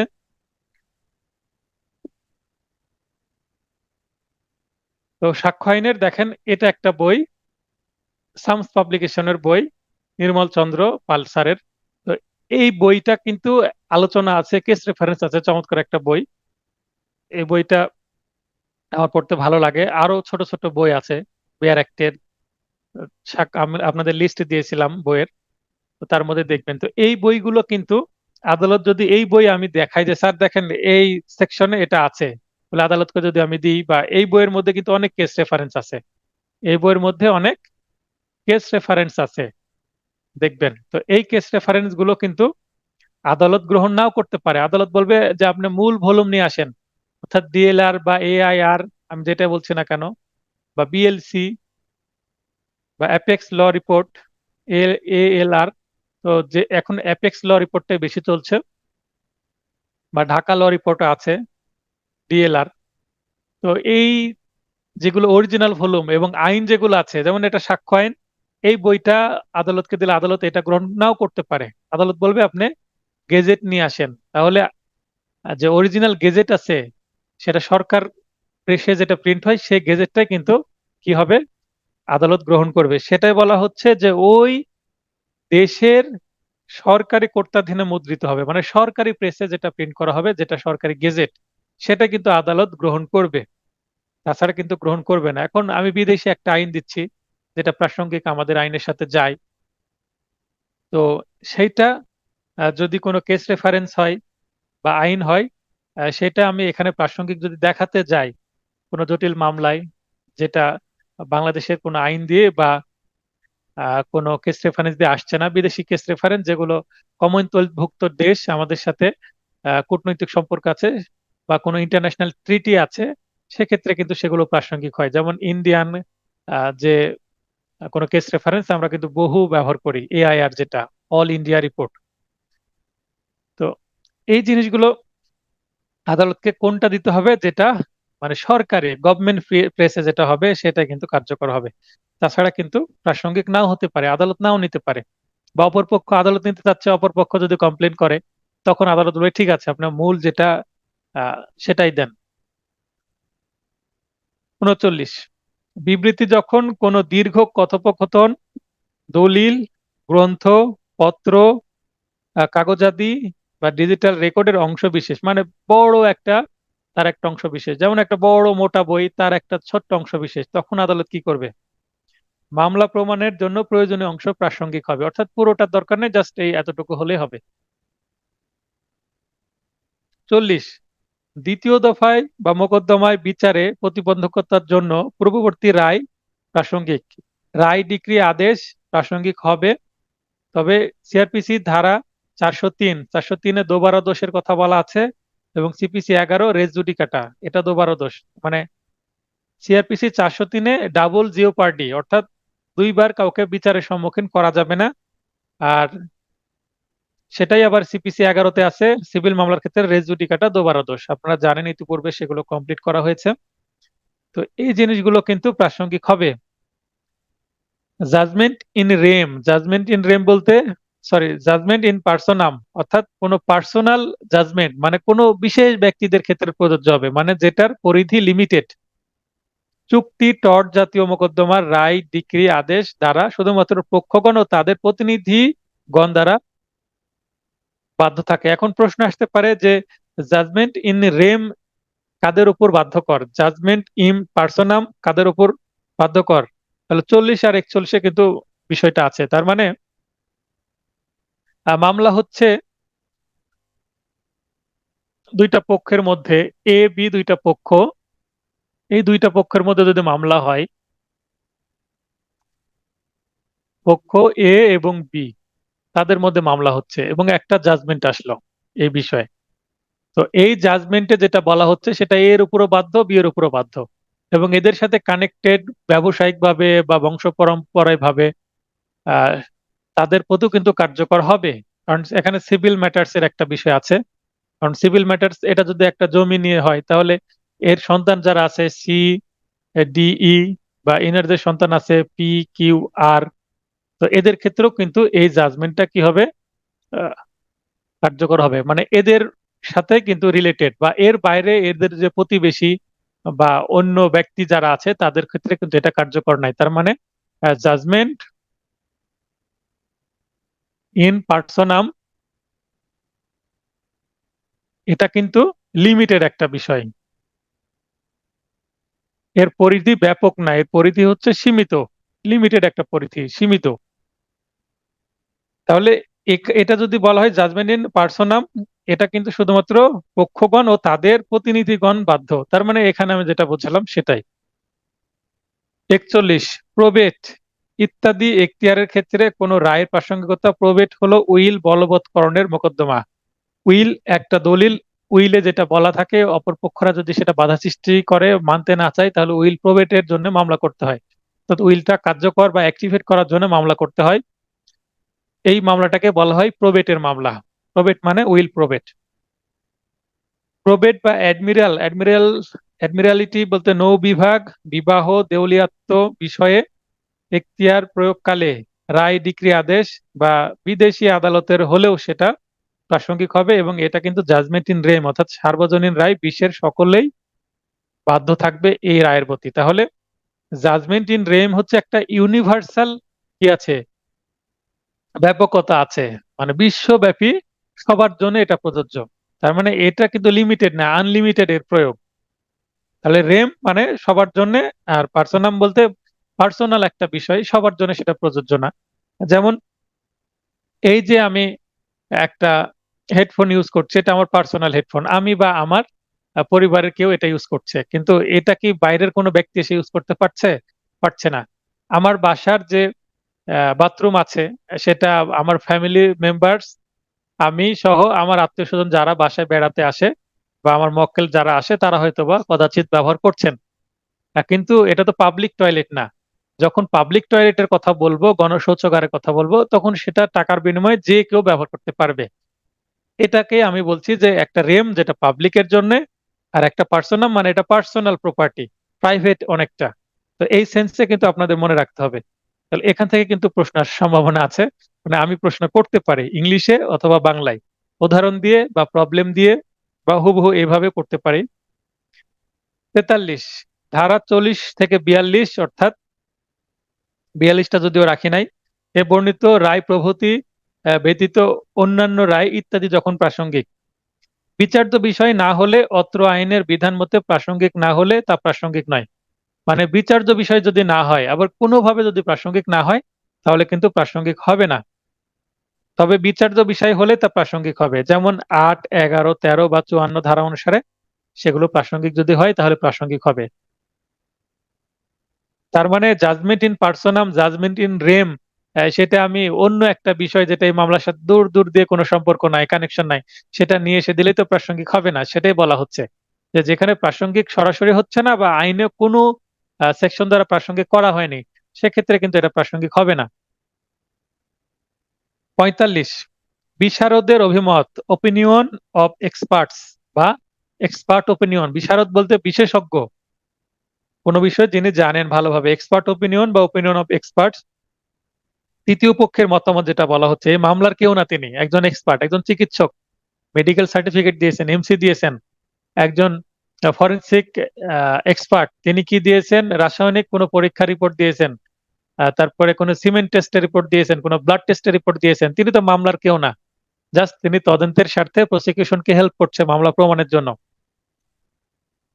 তো বিদেশি আইন বিষয়ে বাংলাদেশের বিচারক যদি সেই বিষয়টা বুঝতে না পারেন, সেটার ব্যাখ্যা দরকার হলে বিদেশি আইন যিনি জানেন তার হেল্প লাগতে পারে, অর্থাৎ ফ্রেন্ড অফ কোর্ট হয়ে যাবেন তিনি।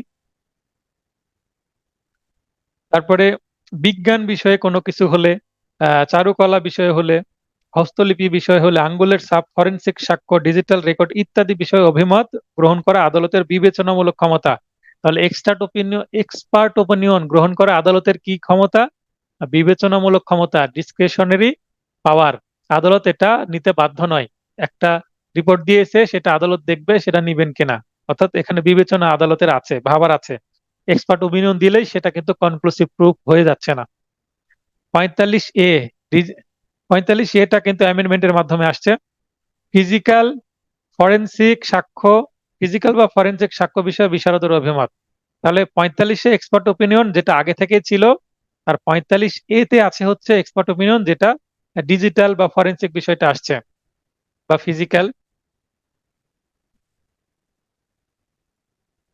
প্রাসঙ্গিক বিষয়ে তবে 45-এর মধ্যেও কিন্তু কিছুটা ওই যে প্রবেশ করানো হয়েছে ডিজিটাল রেকর্ড বিষয়ে। আর 45A-তে আলাদাভাবে ফিজিক্যাল এবং ফরেনসিক, অর্থাৎ কারো কোনো বডি পার্টস, কোনো রক্ত, কোনো সিমেন বা হরমোন, বা দেখা যাচ্ছে যে অন্যান্য কোনো যদি ডিএনএ হয়, আরএনএ হয়, এই ধরনের জিনিস যদি হয়, সেক্ষেত্রে কিন্তু 45A এর বিষয়বস্তু সেগুলো প্রাসঙ্গিক হবে। কোনো বিশারদকে আদালতে সাক্ষী হিসাবে পরীক্ষা করতে হলে সকল পক্ষকে তার প্রতিবেদন প্রদান করতে হবে। এখন একজন এক্সপার্ট আসছেন, তাকে আদালতে পরীক্ষা করা হবে, অর্থাৎ তার জবানবন্দি নেওয়া হবে। শুধুমাত্র বাদী পক্ষ বা প্রসিকিউশন পক্ষ সেই প্রতিবেদনটা দেখবেন না। আসামি পক্ষ চাইলে সেই প্রতিবেদনটা সার্টিফাইড কপি নিতে পারেন এবং সেই প্রতিবেদন দেখতে পারেন। সার্টিফাইড কপি নিল না, আদালতে এসে পেশকারের কাছ থেকে যদি বলে যে ঠিক আছে আমি এটা কিছুক্ষণের জন্য দেখব, আমাকে দেখানো হোক, বা আমি এটা নিয়ে আমি খাতায় নোট করে নেব, নোট করতে দিবে। বা মামলা চলাকালীন আদালতকে বলে আদালতের অনুমতি নিয়ে যে স্যার আমাকে একটু সময় দেন, আমি দেখি, আপাতত অন্য মামলা ধরেন, আমাকে 10 মিনিট পরে বা আধা ঘন্টা পরে এই মামলাটা আবার ধরা হোক, ততক্ষণ উনি এজলাসে বসে সেটা দেখতে পারবেন। অর্থাৎ আসামি পক্ষ যদি সেটা না দেখেন, তাহলে সেই বিষয়ে তো জেরা করতে পারবে না এক্সপার্টকে, তাই দেখার সুযোগ আছে, সেটা এখানে আহ সুযোগটা দিয়ে দেওয়া হচ্ছে আইনের মধ্যেই।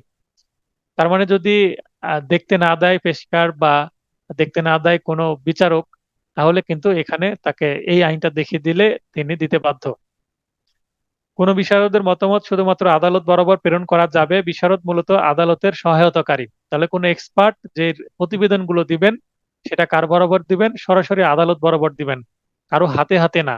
আসামি যদি বলে আমাকে দেন, আমি নিয়ে যে আদালতে জমা দিব, বাদী বা পুলিশ যদি বলে আমাকে দেন আমি জমা দেবো, সেটা হবে না। সরাসরি আদালতের নেজারত শাখায় জমা হবে, নেজারত শাখা সেটা পৌঁছিয়ে দিবে সংশ্লিষ্ট আদালতে। আর কয়েকটি ধারা আছে, আশা করি 10-15 মিনিটের মধ্যে হয়ে যাবে। 47, হস্তলিপি সম্পর্কে অভিমত। হস্তলিপির ইংরেজি কি, কে বলতে পারবেন? হস্তলিপি।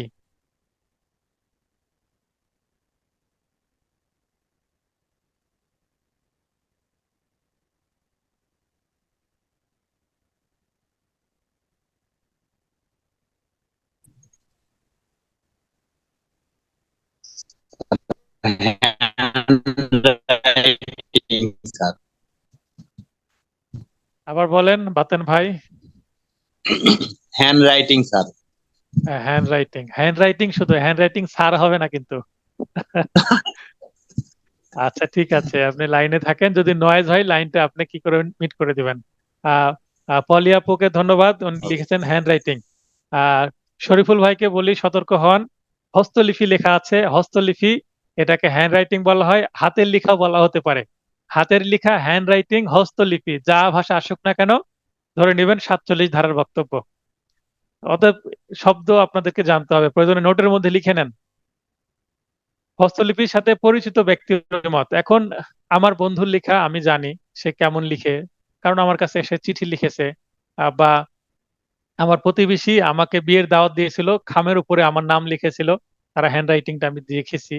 বা আমার ক্লাসমেট সে অনেক পরীক্ষা দিয়েছে, তার হ্যান্ড রাইটিংটা দেখেছি। বা একজন ব্যক্তির তিনি তো যদি কোনো স্কুলে পড়াশোনা করেন, তার টিচাররা তার খাতা দেখেছে, তো তার স্কুলে চলে যাওয়া যেতে পারে যে সে কোন প্রাইমারি স্কুলে বা কোন হাই স্কুলে বা কোন কলেজে বা ইউনিভার্সিটিতে পড়েছে। সেই ইউনিভার্সিটিতে যে সংশ্লিষ্ট খাতা তো অবশ্যই জমানো আছে। তো সেই রেকর্ডস থেকে, সেই খাতা থেকে একটা কপি বের করে মিলিয়ে দেখা যেতে পারে। বা আহ, তার শিক্ষককে জিজ্ঞাসা করে যেতে পারে তার হাতের লেখা এটা কিনা, মানে ম্যাচ করে দেখার জন্য। তাহলে লিখতে দেখেছেন যিনি, যার হ্যান্ডরাইটিং নিয়ে কি হয়েছে, প্রশ্ন উঠেছে, মানে মামলার বিচার্য বিষয় বা প্রাসঙ্গিক বিষয় যদি কারো হ্যান্ডরাইটিং হয়ে যায়, তাহলে এই হ্যান্ডরাইটিং বা হস্তলিপি এইটা যিনি দেখেছেন, লিখতে দেখেছেন, বা চিঠির প্রাপক মানে যার কাছে চিঠি লেখা হয়েছে, যেটা অলরেডি আমি বললাম। তো চিঠির প্রাপক মানে চিঠিতে কি লেখা আছে তার কাছে তো একটা কপি আছে, তো তিনি তো তার লেখা সম্পর্কে কি আছেন, অবগত আছেন। আমার কাছে বন্ধুরা যদি চিঠি লিখে, আমি একবার চিঠি পেলাম, আবার সে যদি চিঠি লিখে, তাহলে তো আমি বুঝতে পারবো। আর যদি কে পাঠালো এটা যদি নাও দেয়, তাহলে তার হ্যান্ড রাইটিং দেখে আমি বুঝতে পারবো যে এটা মনে হয় আমার অমুক এক বন্ধুর লেখা। আমি বুঝতে পারবো, কারণ প্রতিটা মানুষের হ্যান্ড রাইটিং এর মধ্যে একটা ইউনিকনেস আছে। যেমন আঙ্গুলের ছাপ কারোর সাথে মিলে না, হ্যান্ড রাইটিং হুবহু 100% কারোর সাথে মিলে না, তবে মিলতেও পারে কদাচিৎ, কিন্তু না মিলার সম্ভাবনাই বেশি। ব্যক্তির লিখিত বা স্বাক্ষরিত কাগজ বা কারবার, কারবার মানে কি কে বলতে পারবেন? কারবারের স্বাভাবিক নিয়মে প্রাপ্ত, কারবার মানে কি? একটা শব্দ দিয়েছি, বাকি অন্য কেউ। সোহাগ ভাই লাইনে আসেন। স্যার কারবার মানে হচ্ছে ব্যবসা স্যার। হ্যাঁ, কারবার মানে ব্যবসা। স্বপন ভাই ব্যবসা লিখছেন, হবে ব্যবসা, মাঝখানে প হবে না, ব হবে, মানে বিজনেস এক কথায়। অলি আপু ধন্যবাদ। তো এখানে এই জিনিসগুলো যদি হয়, মানে এখানে একটা বিজনেস আছে, অনেক সময় খাতা থাকে না, হাল খাতা থাকে। তো এই জিনিসগুলো কিন্তু প্রাসঙ্গিক হবে 47 ধারায়। তার মানে হ্যান্ড রাইটিং এক্সপার্ট নিয়ে আসলেও হবে, আবার এক্সপার্ট ছাড়া যিনি পরিচিত তিনি জানেন তাকে দিয়েও কিন্তু টেস্ট করানো যাবে। মানে এখানে হ্যান্ড রাইটিং এর ক্ষেত্রে এক্সপার্টও হবে, আবার এক্সপার্টের বিকল্প হতে পারে কোনো পরিচিত ব্যক্তি যিনি লেখাটা জানেন। 47A, ডিজিটাল সিগনেচার সম্পর্কে অভিমত যখন প্রাসঙ্গিক, এক্ষেত্রে সার্টিফাইং অথরিটি কর্তৃক ইস্যুকৃত ডিজিটাল সিগনেচার সার্টিফিকেট প্রাসঙ্গিক হবে।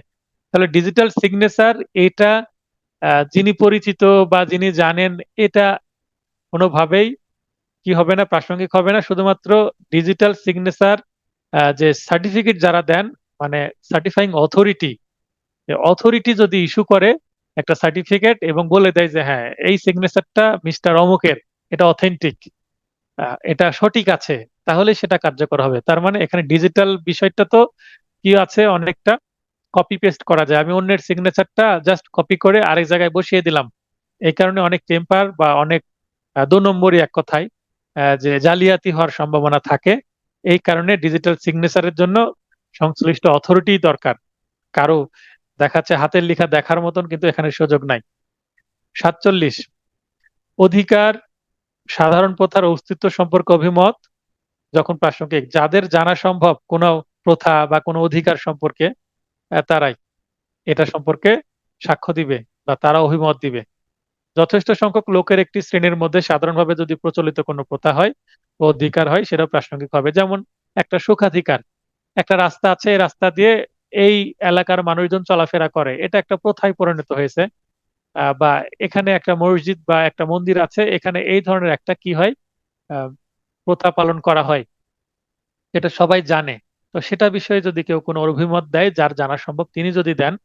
মসজিদ সংক্রান্ত হলে মসজিদে যিনি নিয়মিত নামাজ পড়েন, বিশেষ করে ইমাম সাহেব বা যিনি মুয়াজ্জিন আজান দেয়, তাদের কিন্তু বক্তব্য প্রাসঙ্গিক হবে। মন্দিরের ক্ষেত্রে পুরোহিত মশাই বা অন্যান্য যারা আছে নিয়মিত মন্দিরে পূজার সাথে জড়িত থাকেন বা রক্ষণাবেক্ষণের জন্য জড়িত থাকেন, তার বক্তব্য কিন্তু প্রাসঙ্গিক হবে।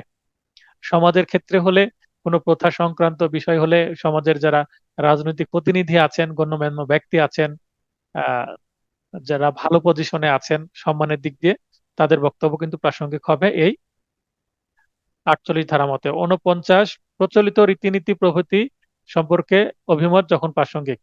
প্রতিষ্ঠানের প্রচলিত রীতিনীতি ও মতামত, ধর্মীয় দাতব্য প্রতিষ্ঠানের গঠনতন্ত্র পরিচালনা। এখানে 48 আর 49-এর মধ্যে অনেকটা মিল আছে। এখানে 48টা হচ্ছে জনসাধারণের জন্য দেখা যাচ্ছে যে ব্যাপক অর্থে, আর 49টা একটা স্পেসিফিক কোনো কমিউনিটির জন্য লিপিবদ্ধ মানে লিমিটেড করা হয়েছে। বিশেষ জেলা বা শ্রেণীর লোকের মধ্যে ব্যবহৃত শব্দ, উদ্ধৃতির অর্থ বিষয়ে ওই বিষয়সমূহ সম্পর্কে জ্ঞাত হবার সুযোগ আছে তাদের অভিমত প্রাসঙ্গিক। এখানে একটা আমরা যদি নাউন পড়াতে যাই, নাউন কয়েক প্রকারের নাউন আছে, 5 প্রকারের নাউন হয় অর্থ অনুসারে। তার মধ্যে একটা নাউন আছে common noun. Common noun English grammar পড়াচ্ছি। আরেকটা আছে হচ্ছে কালেকটিভ নাউন।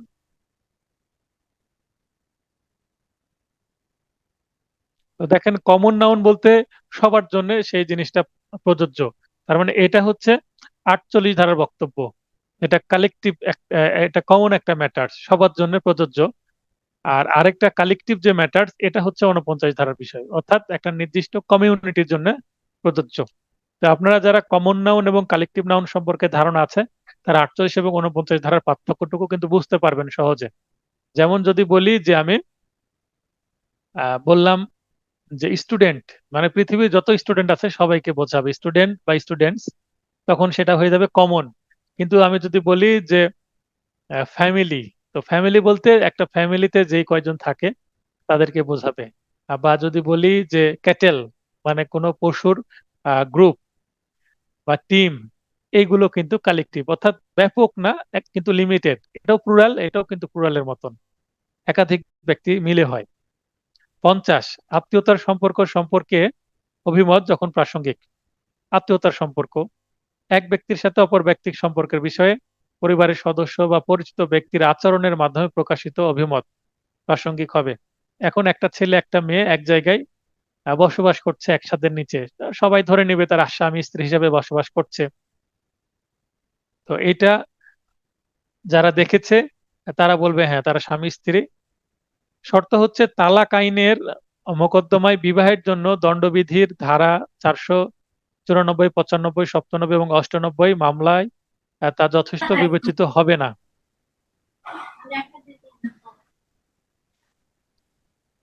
51 মতামতের কারণ হেতু যখন প্রাসঙ্গিক। এখন কেউ কোনো মতামত দিচ্ছেন, কোনো এক্সপার্ট কোনো ওপিনিয়ন দিচ্ছেন বা কোনো ব্যক্তি কোনো ওপিনিয়ন দিচ্ছেন, তখন এই ওপিনিয়ন দেওয়ার যে কারণ বা গ্রাউন্ড, সেটাও কিন্তু প্রাসঙ্গিক হবে। কোনো জীবিত ব্যক্তির মতামত যে ক্ষেত্রে প্রাসঙ্গিক, সেক্ষেত্রে ওই মতামত যে সকল ভিত্তির উপর প্রতিষ্ঠিত সেগুলো প্রাসঙ্গিক হবে। উদাহরণ, বিশারদের পরীক্ষা নিরীক্ষার বিবরণও প্রাসঙ্গিক। একটা আমরা সবাই কম বেশি জীবনে একবার হলেও কি করি, আল্ট্রাসাউন্ড করে থাকি। তো যখন আল্ট্রাসাউন্ড করা হয় দেখাচ্ছে যে আমরা আপার অ্যাবডোমেন মানে মানে উপরের দিকের অংশের করি, পেটের বা মাঝের বা পুরোটার করি বা লোয়ার পার্টের করি। তো যেই পার্টের করি না কেন, এই যে আল্ট্রাসোনোগ্রাফি করার পরে আমার প্রতিটা অঙ্গের কি কি অবস্থা সেটা বলা হয় এবং শেষে একটা কমেন্ট করা হয়, মানে বলে দেওয়া হয় যে এটা আমার নর্মাল আল্ট্রাসোনোগ্রাফিক রিপোর্ট না আমার কোথাও প্রবলেম আছে। প্রবলেম থাকলে একটু বোল্ড করে দেওয়া হয়, অনেক সময় হাইলাইট করে দেওয়া হয় রিপোর্টে। আবার ইসিজির ক্ষেত্রেও কিন্তু এটা হয় যে উপরে তো গ্রাফ সবকিছু আছেই, কিন্তু নিচে কিন্তু একটা কমেন্ট করা হয়, অর্থাৎ কোনো প্রবলেম আছে কিনা সেটা। নর্মাল হলে নর্মাল, তাহলে তো কোনো সমস্যা নেই। তো এখানে বলা হচ্ছে যে এই যে আহ, তিনি কমেন্ট করলেন, এই কমেন্ট করার কারণে যে বিবরণগুলো দেওয়া হচ্ছে, এখানে এক্সপার্ট ওপিনিয়নে যে বিবরণগুলো থাকবে, এটা কেন উপরের গুলো বিবরণ আর নিচেরটা কমেন্ট। তো শুধুমাত্র এই যে বলে দিল এটা হবে। এখন একটা মেডিকেল সার্টিফিকেটে বলছে মৃত্যুর সময়টা হচ্ছে বেলা 5টায়। তো 5টায় মৃত্যু হয়েছে, এখন কেন 5টায় মৃত্যু হয়েছে সেটা তো পরীক্ষা নিরীক্ষার মধ্যে পাওয়া যাবে। তো যেটা পরীক্ষা নিরীক্ষা বর্ণনা যে কিসের উপর ভিত্তি করে উনি বলছেন যে 5টায় মারা গেছে উনি, তো সেটা বর্ণনাটা হচ্ছে এখানে প্রাসঙ্গিক হবে, অর্থাৎ এখানে তাকে জেরা করা যাবে যে এটা 5টায় যে বলছেন এটা কিসের উপর ভিত্তি করে বলছেন, যে বর্ণনাগুলো বলবে ওই সময় জেরা করা যাবে, যেটা প্রাসঙ্গিক সেটা জবানবন্দিতেও আসবে, আবার সেটা জেরা করাও যাবে। অর্থাৎ বাদী বিবাদী উভয় পক্ষেই কি থাকছে, রাইট থাকছে সেটা খণ্ডন করার জন্য বা উপস্থাপন করার জন্য। 52, দেওয়ানি মোকদ্দমায় কথিত আচরণ প্রমাণের জন্য চরিত্র অপ্রাসঙ্গিক। চরিত্র যদি বিচার্য বিষয় না হয় তবে পক্ষদের চরিত্র বিষয়ে সাক্ষ্য দেওয়ানি মোকদ্দমায় অপ্রাসঙ্গিক। এখন যদি কারো ক্যারেক্টার নিয়ে যদি মামলা হয় তাহলে সেটা কি হতে পারে, প্রাসঙ্গিক হতে পারে। কিন্তু যেখানে ক্যারেক্টার নিয়ে মামলা না, সেখানে কারো ক্যারেক্টারে দেখা যাচ্ছে যে প্রশ্নবিদ্ধ করা যাবে না। দেওয়ানি মোকদ্দমায় বিচার্য বিষয় পক্ষগণ নয় বরং পক্ষগণের মধ্যে বিবাদমান বিষয়, পক্ষদের মধ্যে যে বিবাদ চলছে, যে ডিসপিউট চলছে সেটা হয়, অর্থাৎ পক্ষগণ কিন্তু এখানে বিবাদ করছে না। কিন্তু ফৌজদারি মামলায় কিন্তু পক্ষগণই অনেক সময় কি হয়ে যায়, পরস্পরের সাথে নড়ছেন, অর্থাৎ অপরাধ করছে অন্য শরীরের প্রতি যদি অপরাধ হয়, যেমন আমরা 16 অধ্যায় পেনাল কোডের 16 অধ্যায়ে কি আছে, offence relating to human body, তো সেখানে কিন্তু একটা হিউম্যান বডির সাথে আরেকটা হিউম্যান কিন্তু অফেন্স করছে, তার মানে এখানে পার্টি টু পার্টি এখানে বিষয় হয়। আর দেওয়ানি মামলায় কিন্তু অধিকারটা বিষয় হয়, অর্থাৎ এখানে কোনো কি থাকে না, অপরাধ থাকে না, জাস্ট অধিকার লঙ্ঘন থাকে। এই কারণে এটা বলা হচ্ছে দেওয়ানি মামলায় কারো চরিত্র নিয়ে কথা বলা যাবে না। আপনার যেটা দরকার, আপনি যৌতুকের মামলা করলে এখানে প্রাসঙ্গিক হবে চরিত্র, কিন্তু যদি মোহরানার মামলা করেন তাহলে কিন্তু এখানে প্রাসঙ্গিক না। আপনার মোহরানার মামলা করেছেন, আপনি টাকা পেয়ে গেলেই তো মিটে গেল, ব্যাপারটা এরকম। 53, ফৌজদারি মামলায় পূর্ববর্তী সৎ চরিত্র প্রাসঙ্গিক। অভিযুক্ত ভালো চরিত্রের অধিকারী, এটি প্রাসঙ্গিক বিষয়। অর্থাৎ একটা মসজিদের ইমাম দেখা যাচ্ছে যে একটা চুরির কাজ করেছে, এখন আমরা বলতে পারি একজন ইমাম সাহেব ওনার চরিত্র ভালো, আমরা কোনোদিন শুনিনি যে ইমাম সাহেব কোনো অপরাধ করেছেন, এই গ্রামের মিস্টার অমুক, তো এই এই ব্যক্তি এই কাজ করেছে, এটা মেনে নেওয়া যায় না বা এটা বিশ্বাস হচ্ছে না আমাদের, এইভাবে আমরা বলতে পারি। কোনো ভালো ব্যক্তি যদি কোনো অপরাধে জড়িয়ে পড়েন, যদি সত্যিও জড়িয়ে পড়েন, তাও মানুষ বিশ্বাস করতে চান না। আর অনেক সময় যদি তাকে ফাঁসানো হয় তাহলে পুরো সমাজ বা কোন আহ সাধারণ ব্যক্তিরা তাদের পক্ষে চলে আসে। তো এই কারণে বলা হচ্ছে ভালো চরিত্র অবশ্যই প্রাসঙ্গিক হবে, কারণ ভালো ব্যক্তি দ্বারা এই খারাপ কাজ হতে পারে না, এটা একটা সাধারণ মানুষ ধরে নিতে পারে। এবং যেহেতু সাধারণ মানুষ ধরছে এবং সাধারণ মানুষের কথা অনুসারে আদালতে এটা ধরে নেবেন। 54, পূর্ববর্তী অসৎ চরিত্র উত্তরদান প্রসঙ্গ ব্যতীত অন্যভাবে প্রাসঙ্গিক নয়। অর্থাৎ একজন ব্যক্তি তার ক্যারেক্টার খারাপ, এইটা আমি সরাসরি বলতে পারি না, কিন্তু অপরপক্ষ যদি দাবি করে যে তার ক্যারেক্টার ভালো, মানে একটা খারাপ ব্যক্তিকে ভালোর জন্য যদি তার গুণগান গাওয়া হয়, তাহলে মানে অমুক নেতার চরিত্র ফুলের মতো পবিত্র, এটা যদি বলা হয় তাহলে তার চরিত্র যে ফুলের মতো পবিত্র নয় এটা কিন্তু প্রমাণ করা যাবে। সেটাই পরের লাইনে আছে যে অভিযুক্ত খারাপ চরিত্রের অধিকারী সরাসরি এমন বিবৃতি প্রাসঙ্গিক নয়, তবে তার চরিত্র ভালো এ মর্মে প্রথম সাক্ষ্য দেওয়া হলে, অর্থাৎ কারো চরিত্র ফুলের মতো পবিত্র বা ভালো, তিনি ভালো, এই ধরনের যদি কথা বলা হয়, তিনি যে ভালো নয় এবার সেটা প্রাসঙ্গিক হয়ে যাবে, সেটা বলা যাবে। তার চরিত্র খারাপ এ বিষয়ে সাক্ষ্য দেওয়া প্রাসঙ্গিক হয়ে পড়বে। তার মানে চরিত্র নিয়ে কথা যদি বলতেই হয় প্রথমে ভালো এটা বলা যাবে, যদি কেউ ভালো দাবি করে তাহলে সে যে খারাপ সেটাও কিন্তু তখন বলার সুযোগ থাকবে। অর্থাৎ কেউ যদি ইট মারে অপরপক্ষ পাটকেল মেরে দিবেন, মানে নিউটনের তৃতীয়।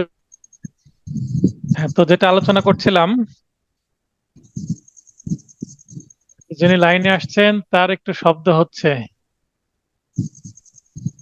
নিজেকে মিউট করে রাখেন প্লিজ। তো যেটা বলছিলাম যে নিউটনের তৃতীয় সূত্রের মতন কেউ যদি প্রথমে নিজেকে ভালো দাবি করে অপরপক্ষ সে যে খারাপ সেটা প্রমাণ করতে পারবে।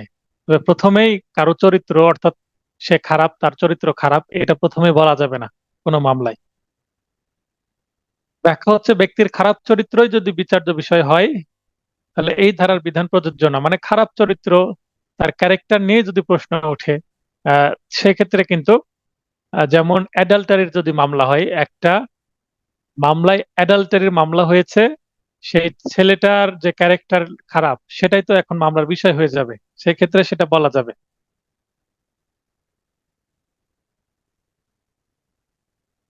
খারাপ চরিত্রের সাক্ষ্য হিসেবে পূর্ববর্তী দণ্ডাদেশ কিন্তু প্রাসঙ্গিক হবে।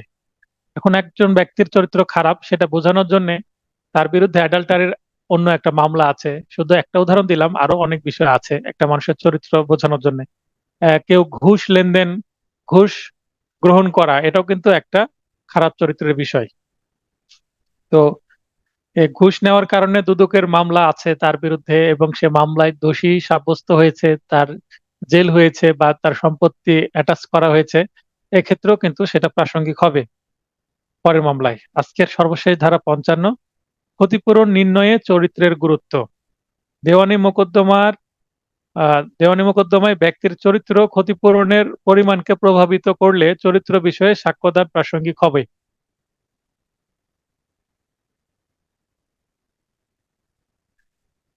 ব্যাখ্যা 52 থেকে 55 ধারায় চরিত্র শব্দটি খ্যাতি ও আচরণকে বোঝাবে। তাহলে খ্যাতি প্লাস আচরণ এই দুইটা মিলে কিন্তু চরিত্র বোঝাবে। বিশেষ কাজের দ্বারা খ্যাতি ও আচরণ প্রতিভাত বা মূল্যায়ন অপ্রাসঙ্গিক। একটা মানুষ জীবনে একটা কাজ করলো, এই একটা কাজ দিয়ে তার চরিত্র বিবেচনা করা যাবে না। এখন একটা মানুষ সারা জীবন অন্যায় করেছে, সে হজ করে আসলো, হজ করে আসলে তার চরিত্র ভালো, সেটা বলা যাবে? হজ করে আসলে নামের আগে আলহাজ বা হাজি যুক্ত হলো, কিন্তু সে কি ভালো হয়ে গেল?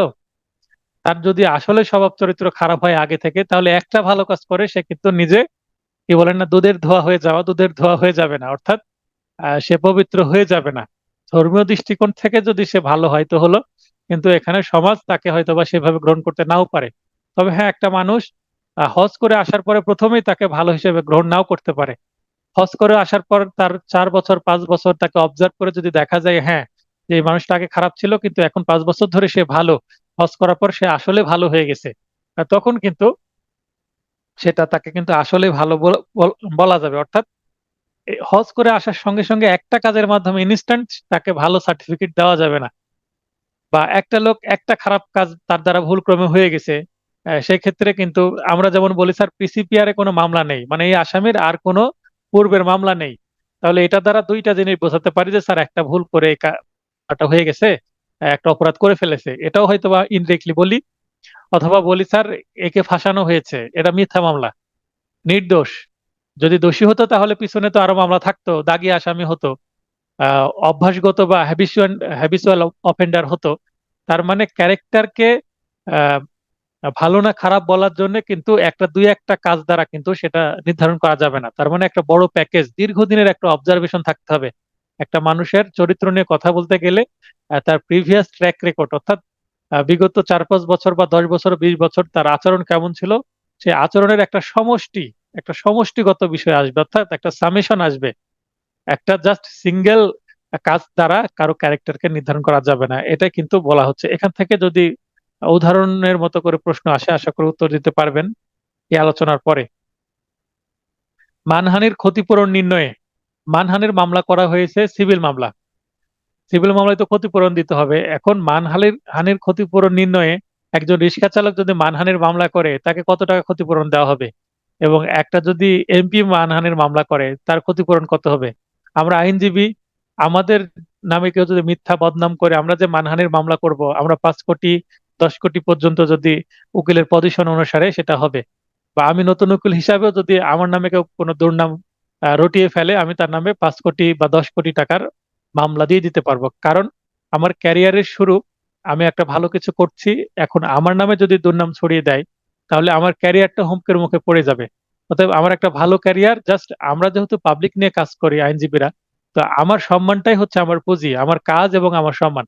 আমার সম্মান এবং আমার কাজে যদি ইফেক্ট পড়ে তাহলে এটা তো আমার ক্ষতি হয়ে গেল, পুরো ক্যারিয়ার শেষ।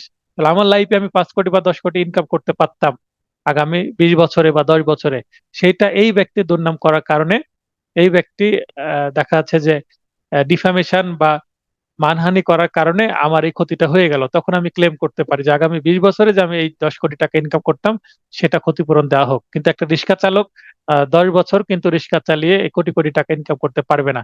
তাহলে এখানে চরিত্রটা ম্যাটার করছে বা তার পেশাটা ম্যাটার্স করছে। তাই বলা হচ্ছে যে পক্ষদের চরিত্র বিষয়ে সাক্ষ্য 52 থেকে 55 ধারা পর্যন্ত প্রাসঙ্গিক হবে মানহানি নির্ণয়ের ক্ষেত্রে, এবং সাক্ষীদের চরিত্র নির্ণয়ে 32 এবং 46 থেকে 155। তাহলে সাক্ষীদের ক্ষেত্রে 32 এবং 46, 146 থেকে 155 পর্যন্ত এটা চরিত্র বিষয়ে মানহানির ক্ষতিপূরণ নির্ণয়ের ক্ষেত্রে। আর পক্ষদের মধ্যে এই যে 52, 53, 54 এবং 55 ধারা। তো এই ছিল আজকের আলোচনার বিষয়।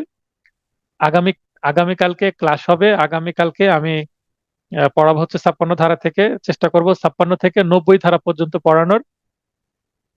এবং আপনাদেরকে একটু নিউজ দিই যে আমি প্রায় 2 সপ্তাহ ধরে একটা মানে কিছুটা পুরো নিউজের মতো পাচ্ছিলাম যে 10 নভেম্বর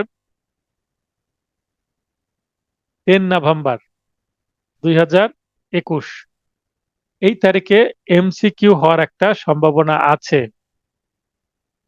কারণ আপনাদের পরীক্ষার যে ভেন্যু সেইটা নির্ধারণ করার জন্য অলরেডি জুডিশিয়ারির পক্ষ থেকে যারা পরীক্ষা পুরোটা দেখছেন তারা কিন্তু ভেন্যুর জন্য ঢাকা ইউনিভার্সিটির সাথে কথা বলে এবং একটা মিটিং এ তারা বলার চেষ্টা করছেন যে আমরা আগামী মাসের 10 তারিখে, নভেম্বরের 10 তারিখে একটা পরীক্ষা নেওয়ার পরিকল্পনা করছি।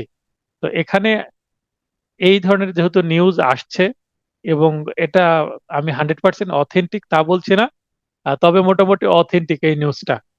আর আমি যে ইনফরমেশন গুলো নেওয়ার চেষ্টা করেছি, তো এই মুহূর্তে কিছুটা নিউজ পেলাম যে অ্যাটর্নি জেনারেল স্যার নাকি বাংলাদেশে নেই, তাই মিটিং করা সম্ভব হচ্ছে না।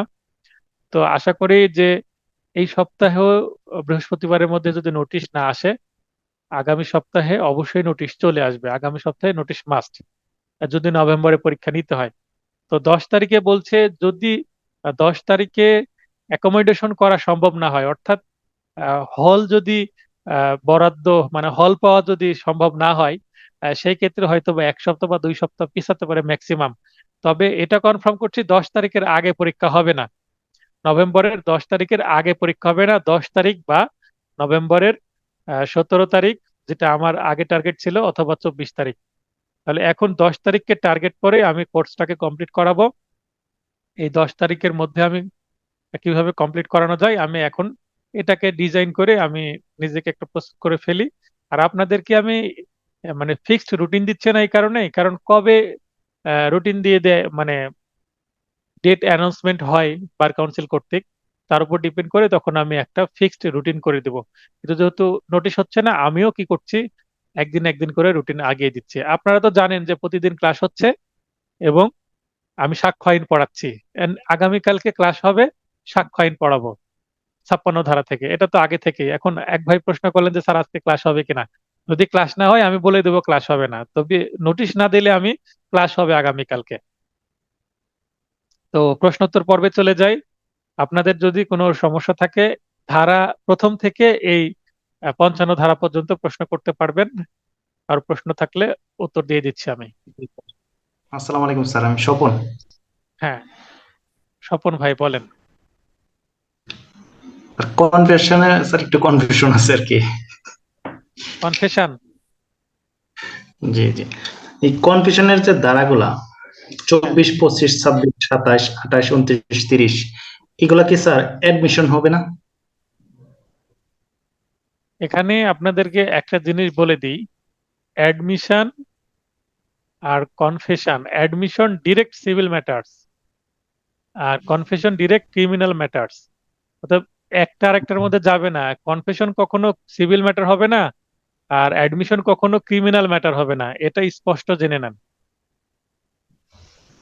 আমার যে পরিচিতি অংশ সেখানে কিন্তু আমি বলেই দিয়েছি কোন কোন ধারাগুলো সিভিলের জন্য স্পেসিফিক ভাবে ডিজাইন করা হয়েছে আর কোনগুলো ক্রিমিনালের জন্য স্পেসিফিক ভাবে ডিজাইন করা হয়েছে। এখন কনফেশন যেটা, এটা সবসময় দোষ স্বীকার করা, এটা আসামি দোষ স্বীকার করবে, এখানে সাক্ষী তো দোষ স্বীকার করবে না। আর অ্যাডমিশন এটা যে কোনো পক্ষে বা মানে বাদী বা বিবাদী, অর্থাৎ প্লেন্টিভ অথবা ডিফেন্ডেন্ট, যে কোনো এক পক্ষ অ্যাডমিশন করে নিতে পারে কোনো মামলা চলাকালীন। স্যার এখানে আর্জিতে বলেন। রিটেনের যে একটা প্রশ্ন আছে এরকম ধরনের, যে এটা আপনি হ্যাঁ বলেন। সকল কনফিউশনই অ্যাডমিশন, কিন্তু সকল অ্যাডমিশন কনফিউশন না। তার মানে তো এখানে এখানে এখানে ব্যাখ্যার বিষয়টা হচ্ছে ক্রিমিনাল মামলায় আমি সেটা ব্যবহার করতে পারবো কিনা, অবশ্যই না। এখানে অ্যাডমিশন বলতে স্বীকার করে নেওয়া, কনফেশন বলতেও স্বীকার করে নেওয়া। আপনি যে শব্দটা না, বলছেন বলেন আবার। স্বীকার করা, আর হ্যাঁ অ্যাডমিশন হচ্ছে শুধু স্বীকার করা। এখানে মনে করেন 27 দ্বারা সে কোনো তথ্য দিল, মানে যেটা হচ্ছে নিজের দোষ স্বীকার করা, সেটা হচ্ছে কনফিউশন। অন্যের দোষ আমি বললাম যে সে চুরি করেছে, সেটা তার কনফিউশন হবে না, সেটা একটা স্বীকৃতি হয়ে যাবে, স্বীকার হয়ে যাবে। স্বীকৃতি দিবে হচ্ছে সাক্ষী, মানে তথ্য হ্যাঁ, দিবে, সেটা তো সাক্ষ্য হয়ে গেল। আর অন্য কি হ্যাঁ, করেছে সেটা তো সাক্ষী দিবে, সেটা স্বীকৃতিও না, সেটা অ্যাডমিশনও না। স্বীকৃতি আসামিও তো মানে আমি যখন থার্ড পার্টি হয়ে অন্যর কথা বলছি, তখন সেটা অবশ্যই স্বীকৃতি, অ্যাডমিশন, নট কনফেশন। নিজেকে যদি আমি দোষে নিজেকে দোষী বলে অন্যদেরকে যখন জড়াবো, যেটা অ্যাকমপ্লিশ বা রাজসাক্ষী বা সহযোগী অপরাধী, সেই ক্ষেত্রে কিন্তু সেইটা স্বীকৃতি হিসাবে আমরা কিছুটা ধরতে পারি। কিন্তু যে বক্তব্যটা বলা হয়েছে, যেমন এর আগে আমি একটা উদাহরণ দিয়েছিলাম, যে সকল রাসূল কি হবেন, নবী হবেন। সকল রাসূলই হচ্ছেন নবী, কিন্তু সকল নবী রাসূল নন, ব্যাপারটা এরকম। মানে কনফেশনও জি, হচ্ছে ওয়ান কাইন্ড অফ অ্যাডমিশন, কনফেশনটাও ওয়ান কাইন্ড অফ অ্যাডমিশন।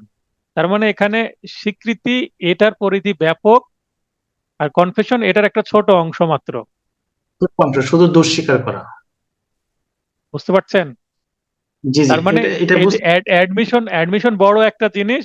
অ্যাডমিশনের একটা বিশেষ রূপ হচ্ছে কি, কনফেশন। মনে করেন আমার আঙ্গুলে, এখানে হাতে আমার কয়টা আঙ্গুল আছে, 5টা আঙ্গুল আছে, তো এই পুরো হাতটাকে আমি বলতে পারবো অ্যাডমিশন, জাস্ট একটা আঙ্গুলকে বলবো আমি কনফেশন। একটা লিমিটেড, একটা কনফিউশন। ছোট জিনিস। কিন্তু মানে এই কনফেশনটা অ্যাডমিশনেরই মতো একটা অংশ, মানে অ্যাডমিট করে নেওয়া, মানে স্বীকার করে নিচ্ছি, ব্যাপারটা এমন হচ্ছে। তার মানে এখানে ক্রিমিনাল মামলাতেও কিন্তু এই অ্যাডমিশন শব্দটা ইউজ করা হয়। ক্রিমিনাল মামলাতেও কিন্তু অ্যাডমিশন শব্দটা ইউজ করা হয়, যদি বাদী কোনো কিছু স্বীকার করে সেটা অ্যাডমিশন হয়ে যাচ্ছে। জি স্যার, বুঝতে আমি তো পেরেছেন? সেটাই বললাম আর কি। তাহলে এখানে এখানে যেটা আমি বলতে চাচ্ছি যে আমরা এটা করতে পারি, যে কনফেশন শুধু ক্রিমিনাল মামলায়, আর অ্যাডমিশন সিভিল ক্রিমিনাল বোথ মামলায়। জি, এইভাবে জি, যদি আমি আপনাকে ব্যাখ্যা করি, তাহলে জিনিসটা কিন্তু আরো সহজ হয়ে গেল। মানে একটা মামলা আমি জেরা করছি, বাদীকে জেরা একটা জিনিস স্বীকার করে নিল, মানে অ্যাডমিট করে নিল, তাহলে ওটা আর জেরা করার দরকার নাই। আমি প্রশ্ন হ্যাঁ, করছি, যেমন আপনি কি, আমি লিডিং প্রশ্ন করছি, আপনি কি একজন শিক্ষক? হ্যাঁ আমি একজন শিক্ষক। তাহলে এখানে তো আর জেরার দরকার নাই, উনি স্বীকার করে নিলেন শিক্ষক, তার মানে উনি অ্যাডমিট করে নিলেন, অ্যাডমিশন এটা। জি, এবার ক্লিয়ার শুধু হয়েছে? একমাত্র। জি স্যার। আচ্ছা, তো ধন্যবাদ আপনাকে এই জিনিসটা ক্লিয়ার করে দেওয়ার জন্য, সবার জন্য। তো তাহলে কনফেশন যেটা দোষ স্বীকার শুধুমাত্র ক্রিমিনাল মামলায় আসামির জন্য প্রযোজ্য, এটা হচ্ছে আসামির জন্য প্রযোজ্য শুধু, মানে আসামি দোষ স্বীকার করবে যে আমি দোষী। আর জি, যেটা অ্যাডমিশন, সেটা বাদীও স্বীকার করে নিতে পারে, সিভিল মামলা হতে পারে, মানে বিবাদীও স্বীকার করে নিতে পারে সিভিল মামলায়। আর এই অ্যাডমিশনটা একটা সাক্ষীও অ্যাডমিট করে নিতে পারে কোনো বিষয়। একটা জেরা, একটা সাক্ষীকে আমি জেরা করছি, জেরা কোনো কিছু স্বীকার করে নিল, স্বীকার করে নেওয়াই মানে সেটা অ্যাডমিশন ব্যাপক অর্থে। কিন্তু এখানে মানে সাক্ষ্য আইনে যে ধারাগুলো বলা হচ্ছে 17 থেকে 23, সাক্ষ্য আইনে যে 17 থেকে 23, জি, এই 23 ধারাগুলো অনলি ফর সিভিল, এগুলো ক্রিমিনালে ব্যবহার হওয়ার কোনো সুযোগ নাই। মানে 17 থেকে 23 হ্যাঁ, পর্যন্ত যে যে সেকশন গুলো আলোচনা করা হচ্ছে, সেগুলো just design for civil matters, civil. এই অ্যাডমিশন গুলো। কিন্তু আপনি যে অ্যাডমিশনের কথা বলছেন, সেটা কিন্তু একটা ব্যাপক অর্থে অ্যাডমিশন। এইটা কিন্তু এই যে সাক্ষ্য আইনের 17, 18, 19, 20, 21, 22, 23, এই সেকশন গুলোতে যে অ্যাডমিশন বলা হচ্ছে, সেটা জাস্ট পিওর বা সোলোলি সিভিল মামলার জন্য ডিজাইন করা। এবার ক্লিয়ার হলেন বিষয়টা? জি স্যার। আচ্ছা। আর যেটা ক্রিমিনাল মামলায় অ্যাডমিশন বলা হচ্ছে, সেটা মানে একটা অ্যাপ্লিকেশন বা প্রয়োগ ক্ষেত্রে, বাস্তবে প্রয়োগের ক্ষেত্রে শব্দটাকে অ্যাডমিশন হিসেবে ইউজ করা হয়, মানে স্বীকার করে নিচ্ছে। তার মানে সেটাতে আর জেরা করার দরকার হচ্ছে না, ব্যাপারটা এরকম। দোষ আর কোনো স্বীকার প্রশ্ন ব্যতীত। আছে আপনার? জি না স্যার, এটাই স্যার। আচ্ছা, ধন্যবাদ। ওকে, আসসালামু আলাইকুম স্যার। এর ওয়ালাইকুম আসসালাম। সোহাগ ভাই লাইন আসবেন। স্যার আসসালামু আলাইকুম। স্যার ওয়ালাইকুম আসসালাম 140 ভাই। নম্বর পৃষ্ঠাতে 11 নম্বর যে প্রশ্নটা আছে, 140 নম্বর পৃষ্ঠা 11 নম্বর যে প্রশ্নটা, স্যার একজন আসামির দোষ স্বীকারোক্তি শুধু তার বিরুদ্ধে কার্যকর হবে, এটা 30 ধারায় বলা হয়েছে এটা। কিন্তু স্যার এখানে একজন আসামি দোষ স্বীকারোক্তি শুধু তার বিরুদ্ধে কার্যকর হবে, এই কথা 30 ধারায় মানে আমি মিলাইতে পারতেছি না স্যার। এখানে বলছে একজন আসামির দোষ স্বীকারোক্তি শুধু তার বিরুদ্ধে কার্যকর হবে, তা এভিডেন্স অ্যাক্ট 1872 কোন ধারায় এই নীতির ব্যতিক্রম আছে? কি আছে? ব্যতিক্রম আছে 30 ধারায়। তাহলে 30 ধারায় এটার ব্যতিক্রম আছে না? ব্যতিক্রম শব্দটা কি লক্ষ্য করছিলেন আপনি? ঠিক আছে স্যার, ব্যতিক্রম খেয়াল করিনি স্যার, তারপর একটু যদি বুঝাই দেন স্যার। আচ্ছা, ব্যতিক্রম মানে লক্ষ্য করেননি। যেমন আগের প্রশ্নে বাদী কয়টা সলিটিয়াম পাবে লক্ষ্য করেননি। তো এই লক্ষ্য না করার কারণে কিন্তু দেখাচ্ছে অনেকের আপনাদের ভুল হয়। তো এগুলো লক্ষ্য সোনারিয়ামের করতে হবে ব্যাপারটাতে এখনো সূক্ষ্মভাবে। স্যার ইয়ে আছে, আমি আরো কয়েকটা ইয়ে দেখছি স্যার, ওটাতে একটু সমস্যা হ্যাঁ, তারপর আছে স্যার, আপনি সেটা বলছেন তারপর আছে, আপনার সাথে আমি পরে কথা বলবো স্যার। আচ্ছা, সেটা সোনারিয়ামের ব্যাপারটা আলাদাভাবে আমরা কথা যেহেতু বলবো। ওই তো তবে আমি আমি আমি যেটা জেনেছি বা আমি যেটা বুঝেছি সেটা আমি দিয়ে দিয়েছি। আপাতত সোলিটিয়াম নিয়ে সেটাই শেষ কথা। তো আমি যেটা 30 ধারায় ব্যতিক্রম আছে, 30 ধারার বক্তব্য কি? 30 ধারায় বলা হচ্ছে দোষ স্বীকারোক্তি কারক ও একই অপরাধে নিজেকে এবং যৌথভাবে, অন্যকে জড়িয়ে হ্যাঁ, করবে। বিচারাধীন ব্যক্তিকে প্রভাবিত করে এমন দোষ স্বীকারোক্তি স্বীকার। এখানে 30 ধারায় বলছে এ, বি, সি এই তিনজন ব্যক্তি, এর মধ্যে শুধু এ দোষ স্বীকার করলো। কে দোষ স্বীকার করলো? এ। আর বি, সি দোষ স্বীকার করলো না। বুঝতে পারছেন? জি স্যার। 30 ধারা এটা মূল বক্তব্য। এবার আপনার যে 11 নং প্রশ্ন বলছে একজন আসামির দোষ স্বীকারোক্তি শুধু তার বিরুদ্ধে কার্যকর হবে। এখন এই প্রশ্ন অনুসারে বলছে যে এ যেহেতু দোষ স্বীকার করছে শুধু এর জন্য কার্যকর হবে। এ বলছে যে আমি অপরাধ করেছি, শুধু এর জন্য প্রযোজ্য হবে। কিন্তু এখানে 30 ধারায় বলছে এ নিজেকে এবং বিসি তিনজনকে জড়িয়েই কি করছে? দোষ স্বীকার করছে। তাহলে 30 ধারায় বলছে যে তিনজনের ক্ষেত্রে প্রযোজ্য, যদিও বিসি কোনো মুখ খোলেনি। বিসি মুখ না খুললেও এর কথাটাই বিসি এর জন্য প্রযোজ্য হয়ে যাবে। অর্থাৎ এ নিজেকে দোষী বলছে, সি দোষ করেছে আমি, বি, সি, এ বলছে আমি এবং বিসি তিনজন মিলে কাজটি করেছি। তাহলে তিনজনই দোষী হবে এবং বিসি এর জন্য কিন্তু এর কথাটা প্রযোজ্য হবে, প্রাসঙ্গিক হবে। 30 ধারার বক্তব্য। কিন্তু আপনার 11 নম্বর প্রশ্নে বলছে যে শুধুমাত্র এ যেহেতু বলেছে এর জন্যই তার তার বিরুদ্ধে ব্যবহার করা যাবে। শব্দটা আছে কি তার, দেখেন শব্দটা আছে কি তার, তার বলতে শুধু এ। শুধু কি এর বিরুদ্ধে ব্যবহার হচ্ছে? বিসি এর বিরুদ্ধে তো ব্যবহার হচ্ছে। তার মানে এই যে বক্তব্য শুধু তার বিরুদ্ধে ব্যবহার করা হবে, মানে এর বিরুদ্ধে ব্যবহার করা হবে। 30 ধারা কি তাই বলছে? সবার বিরুদ্ধে ব্যবহার করা না, যাবে। এটার ব্যতিক্রম আছে। জি স্যার। তাই এটা একটা ব্যতিক্রম, মানে 30 ধারাটা এই বক্তব্যের ব্যতিক্রম। জি এবার বোঝা বুঝছি গেল? স্যার। আরেকটু যদি উদাহরণ দিই যে বিয়ে করতে যখন যায়, বরের সাথে আরো লোকজন যায়। এখন যদি বলে যে বর বিয়ে করতে আসছে, আহ, আপনারা কেন আসছেন? আপনাদের ভেতরে নেওয়া হবে না। এখন বর যেহেতু বিয়ে করতে আসছে, বরের সাথে তো লোকজন যাবেই, বরযাত্রী। তো মানে তারাও এখানে বিয়ের একটা অংশ। তো এখানে যিনি বলছেন তাহলে শুধু বরকে কি খেতে দিবে? না, বরের সাথে যে অন্য লোকজন আছে সব মানে বরযাত্রী তাদের সবাইকে খেতে দেবে। ব্যাপারটা এরকম, মানে শুধু বর খালি পেটে মানে পেট ভর্তি করবে, আহ, অন্যরা না খেয়ে থাকবে তা হয় না। তো 30 ধারার একই বক্তব্য যে যে মেন যে বক্তব্যটা দিল, যে রাজসাক্ষী, তার জন্য তো সেটা প্রযোজ্য হচ্ছে, সবার জন্যই হবে। কিন্তু এখানে কিন্তু একটা আলাদা স্টেটমেন্ট দিয়ে দিয়েছে যে যে যার বিয়ে সে খাবে, অপররা খাবে না। তাহলে এটার ব্যতিক্রম কি? আসলে বাস্তবে তো তা হয় না। আরো জটিল জি করে বুঝছি। ফেললাম না আরো ক্লিয়ার করলাম বলেন? ঠিক আছে স্যার, ক্লিয়ার স্যার। স্যার আচ্ছা ঠিক 29 আছে। ধারাটা একটু 29 ধারাটা আছে, সেটা হচ্ছে স্যার আমরা সাধারণভাবে জানি যেটা যে গোপনীয়তার প্রতিশ্রুতি বা প্রতারণা বা মাতাল অবস্থায় দিলে এগুলো মানে অপ্রাসঙ্গিক হবে, এরকম ভাবে আমরা ভাবি। কিন্তু এখানে হচ্ছে যে প্রাসঙ্গিক, এটা প্রাসঙ্গিক হবে, এটা একটু বুঝতে কষ্ট হচ্ছিল স্যার।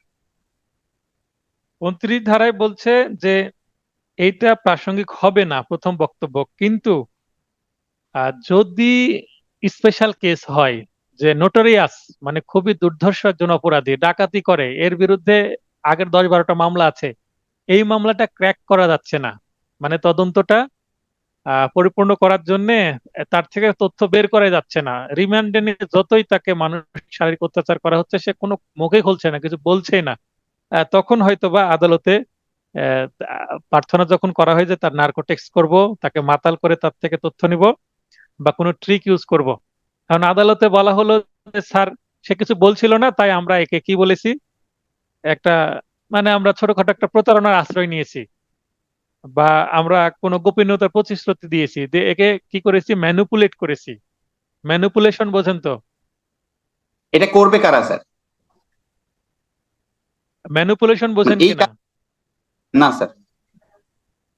ম্যানুপুলেশন বলতে কাউকে বোকা বানানো, বোকা বানিয়ে কার্য উদ্ধার করা, এটা হচ্ছে ম্যানুপুলেশন করা, ম্যানুপুলেট করা। তো এখানে ম্যানুপুলেশনের কথা বলা হচ্ছে 29 ধারায়, যে ম্যানুপুলেট করে। এখন ম্যানুপুলেট কথার মাধ্যমে হতে পারে, কাজের মাধ্যমে হতে পারে, বা কোনো মাদক দ্রব্য তার শরীরে পুশ করে তাকে ম্যানুপুলেট করে সে যে স্টেজে আছে সে মুখ খুলছে না, তাকে মুখ খোলানোর ব্যবস্থা করা।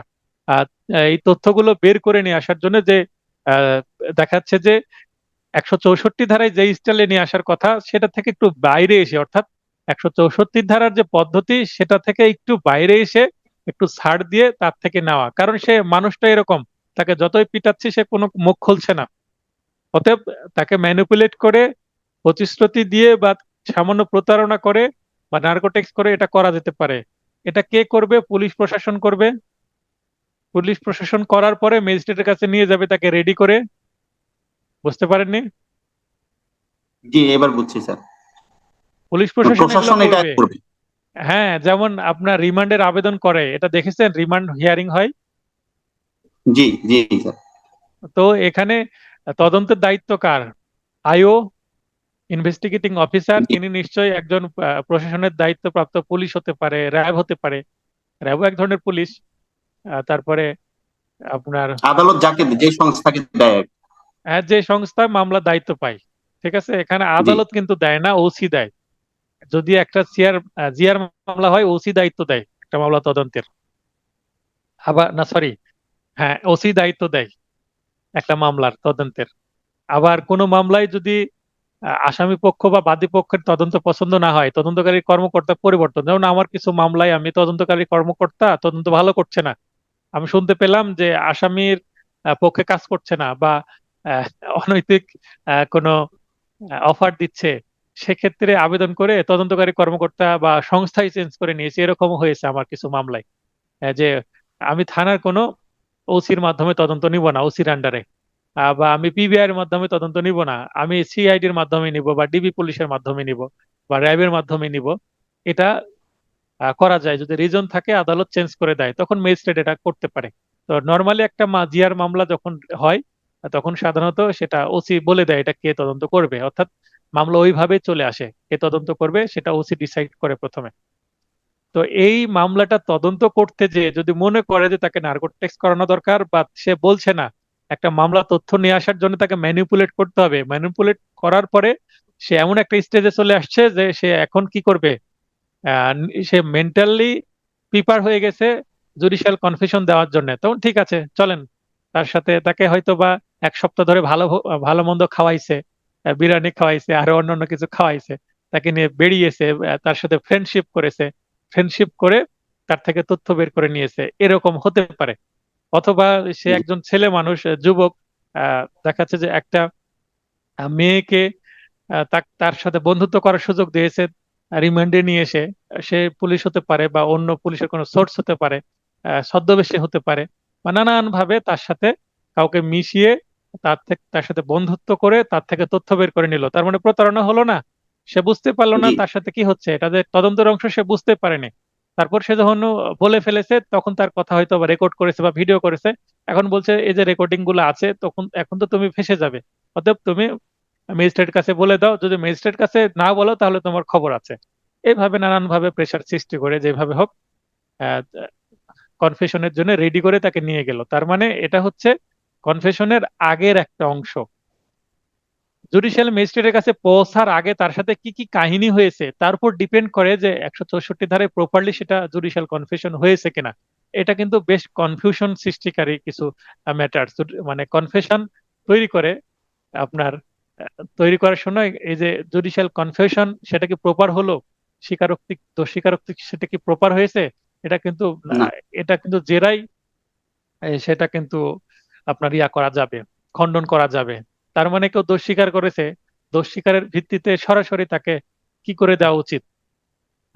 সে যদি স্বীকার করে হ্যাঁ আমি কি করেছি, খুন করেছি, তাহলে তো তাকে সরাসরি ফাঁসি দিয়ে দেওয়া উচিত, কারণ সে স্বীকার করেছে। এখানে মামলায় আর প্রমাণের কি আছে, কিন্তু সেটার গুরুত্ব নাই।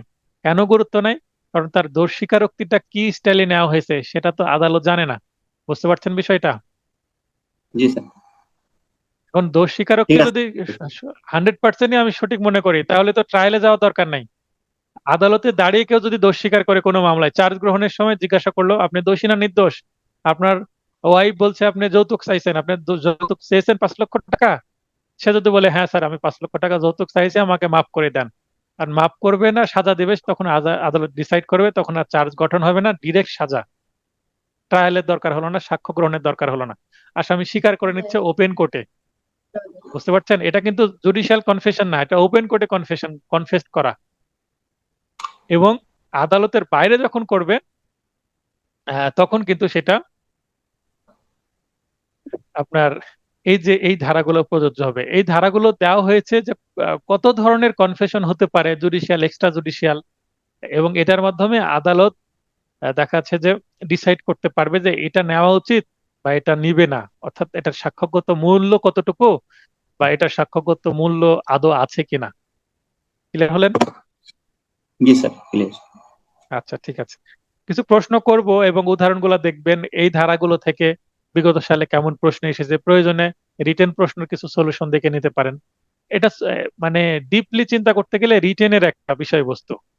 হ্যাঁ, রিটেনে খুব ডিপে আলোচনা করা যেতে পারে, জাস্ট কনফেশনের উপরে একটা মোটা বই লিখে ফেলা যেতে পারে, এত ডিপ একটা বিষয়। বুঝতে পেরেছেন? জি স্যার। ঠিক আছে, আর প্রশ্ন তো নাই আপনার, তাহলে অন্যদেরকে সুযোগ দিই। জি স্যার। ঠিক আছে, ধন্যবাদ। আচ্ছা, নাসরিন আক্তার লাইনে আসেন। আসসালামু আলাইকুম ওয়ালাইকুম আসসালাম, বলেন আপা। স্যার। এই যে ধারা 3-এর শেষেরটা একটু অপ্রমাণিত বা প্রমাণিত নয়, স্যার এই লাস্টেরটা বুঝলেন না। প্রমাণিত হয়নি, মিথ্যা প্রমাণিত হয়নি, ভুল বলেও হ্যাঁ, প্রমাণিত হয়নি। আচ্ছা, প্রমাণিত, প্রমাণিত এটা তো বুঝেছেন। জি স্যার। আচ্ছা, তার মানে যেটা প্রমাণিত হয়েছে সেই জায়গায় শুধু সাজা দেওয়া যাবে উপরটাতে, এবং নিচে দুইটি ক্ষেত্রে আসামি খালাস পাবে। কখন? মিথ্যা প্রমাণিত বা ভুল বলে প্রমাণিত। মনে করেন যে এই 1 নম্বর প্রমাণিত এটাও একটা প্রমাণিত, এবং 2 নম্বর প্রমাণিত এটাও একটা প্রমাণিত। একটু উদাহরণ দিয়ে বোঝালে আপনি ক্লিয়ার হবেন।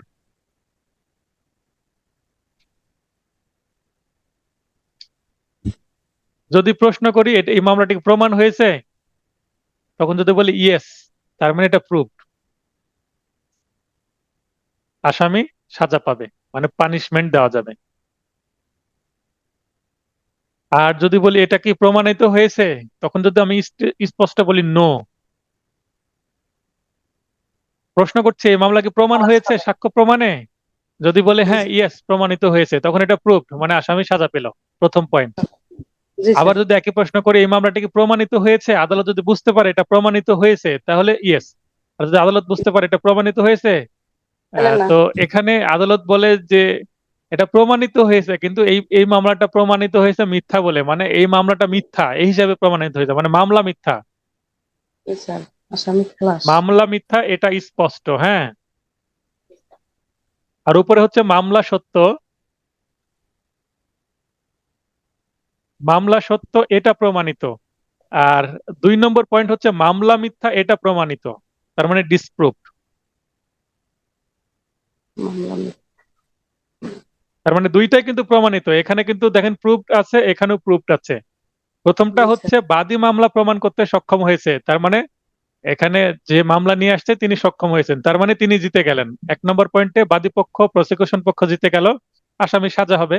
আর 2 নম্বরতে এখানে বাদী পক্ষ হেরে গেছে, বাদী পক্ষ হেরে যাওয়ার কারণে মামলা যে এটা একটা মিথ্যা মামলা এটা স্পষ্টভাবে প্রমাণ হয়ে গেছে, তার মানে মিথ্যা প্রমাণ হয়েছে, ডিসপ্রুভ হয়েছে। এবার আসামি হবে কি খালাস, মানে অ্যাকুইটাল। ঠিক আছে, স্যার অ্যাকুইটাল। 3 নম্বরটা কি এরপরে হবে? 3 নম্বরে ইয়েস নো, হুম। এখানে আদালত বুঝতে পারে না যে এটা মামলাটা প্রমাণ হলো না মিথ্যা প্রমাণ হলো, মানে কোনো সিদ্ধান্ত নেওয়া যায় না। তার মানে এখানে ইয়েস না নো, মামলা প্রমাণ হলো, মনে হচ্ছে প্রমাণ হয়েছে একটা। আবার এটা মামলা কি মিথ্যা প্রমাণ হলো, মানে বোঝা যাচ্ছে না যে এই মামলায় আসামি অপরাধ করেছে কি করেনি, এটা বোঝা যায় না, মানে কনফিউশন থাকে, কি থাকে, কনফিউশন থাকে স্যার। কনফিউশন, অথবা এটাকে বলতে পারি ডাউট। তো কনফিউশন বা যদি ডাউট থাকে, এই ক্ষেত্রে আসামি বেনিফিট অফ ডাউট, ক্রিমিনাল মামলায় বেনিফিট অফ ডাউট, অর্থাৎ একটা মামলায় যদি সন্দেহ থাকে যে প্রমাণ হলো কি হলো না বোঝা যাচ্ছে না, বা মামলা সত্য না মিথ্যা বোঝা যাচ্ছে না, আর তখনও আসামি কি হবে, অ্যাকুইটাল হবে, অর্থাৎ আসামি খালাস পাবে। মানে মামলা 100% সত্য এটা প্রমাণ করার দায়িত্ব বাদীর। জি স্যার। এবার ক্লিয়ার হলেন বিষয়টা? মানে 3 নম্বর পয়েন্ট হচ্ছে দ্বিধা থাকবে, জি একটা স্যার। সন্দেহ থাকবে, তার মানে আসামি কিছু কিছু খালাস হবে স্যার, বাদী প্রমাণ করতে পারলো না, এটাই হবে। এই যে 2 নম্বর পয়েন্ট যখন মিথ্যা প্রমাণ হয়, তখন সিআরপিসির 250-এ বাদীকে কি করতে পারে, জরিমানা করতে পারে বা জেল দিতে পারে ম্যাজিস্ট্রেট। বাদী মিথ্যা মামলা করলো, সিআরপিসি 250 ধারা আছে না? জি স্যার। আবার যারা যারা খালাস পেল তারা আবার এসে পেনাল কোডের 211 ধারায় কি করতে পারে, মামলা করতে পারে, আমার নামে মিথ্যা মামলা করেছো, দাঁড়াও শিক্ষা দিয়ে দেবো, প্রতিশোধ নিব। পেনাল কোডের 211 ধারায় এই যারা বাদী ছিল এবং যারা সাক্ষী ছিল মামলায়, ওই বাদী আর সাক্ষীদের আসামি করে, আসামি যিনি খালাস পেয়েছেন তিনি মামলা করলেন, পরে একটা নতুন মামলা। বুঝতে তাহলে পারলেন? 3 নম্বরটাতে বাদীর বিপক্ষে মামলা হবে স্যার, বাদী আসামি হবে যদি করে। 2 নম্বরে আসামি 2 হবে। নম্বরে। আমি তো তীর চিহ্ন দিয়েছি 2 নম্বরে। জি স্যার। আর 3 নম্বরে মামলা হবে না, সন্দেহ যেহেতু। তবে জি 3 নম্বরে মামলা হতে পারে, হ্যাঁ। তবে মামলা এই যেটা 2 নম্বরে, এখানে কিন্তু অবশ্যই সাজা পাবে। আর 3 নম্বরে যখন সন্দেহ হবে, 3 নম্বরে 250 ধারায় ম্যাজিস্ট্রেট দিবে না, কারণ এখানে কিছুটা প্রমাণ হয়েছে কিছুটা হয়নি, ব্যাপারটা এরকম। তবে যদি আসামি খালাস পায় সেক্ষেত্রে এসে 3 নম্বর ক্ষেত্রে, দ্বিধাদ্বন্দ্বের ক্ষেত্রে, কনফিউশনের ক্ষেত্রে যদি খালাস পায় সেক্ষেত্রে 211 ধারায় মামলা করতে পারবে।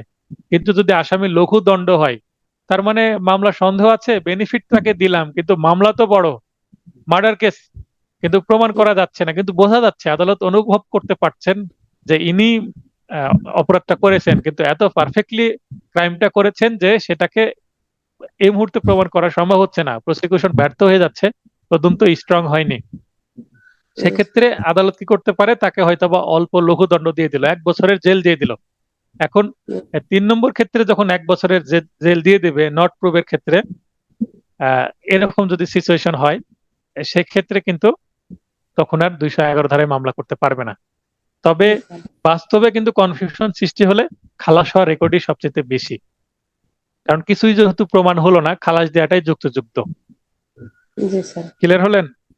জি স্যার, বুঝেছি স্যার। আর আচ্ছা, একটা ঠিক আছে। ধারা হলো 32 ধারা স্যার, সেটা হলো 32? জি স্যার। স্যার এটা আমি কোনো হ্যাঁ, বই থেকে পড়িনি, আমার একটা মনের ওই জন্য আপনার প্রশ্নটা আমি করব। হ্যাঁ, মৃত্যুকালীন করেন। ঘোষণাটা মনে করেন 2টা লোক ওখানে ছিল, হ্যাঁ, একজন বলতেছে মৃত্যুকালীন ঘোষণা এইটা দিয়েছে, যে মৃত্যুর কারণ উল্লেখ করেছে, আর একজন বলছে যে না এটা দেয় নাই। তাইলে আদালতে কোনটা গ্রহণযোগ্য হবে স্যার? দুইজন জেরাই উপস্থিত। যে জেরা করার সময় যে টিকে থাকবে তারটা গ্রহণযোগ্য হবে, আর জেরাই যে এলোমেলো হয়ে যাবে তারটা গ্রহণ করবে না। জি স্যার, ওখানে মিথ্যাটা বের হয়ে আসবে তখন। হ্যাঁ, মিথ্যেটা বের হয়ে আসবে, জেরার কাজই তো সে সত্য বলছে না মিথ্যা বলছে সেটা বের করা। জি স্যার। না ক্লিয়ার স্যার। আচ্ছা, থ্যাংক ইউ। আচ্ছা, আসসালামু আলাইকুম। ওয়ালাইকুম সালাম। আর কি বলছিলেন? স্বপন ভাই মনে হয় কিছু বলছিলেন। জি স্যার, অ্যাডমিশনের কি স্যার প্রকার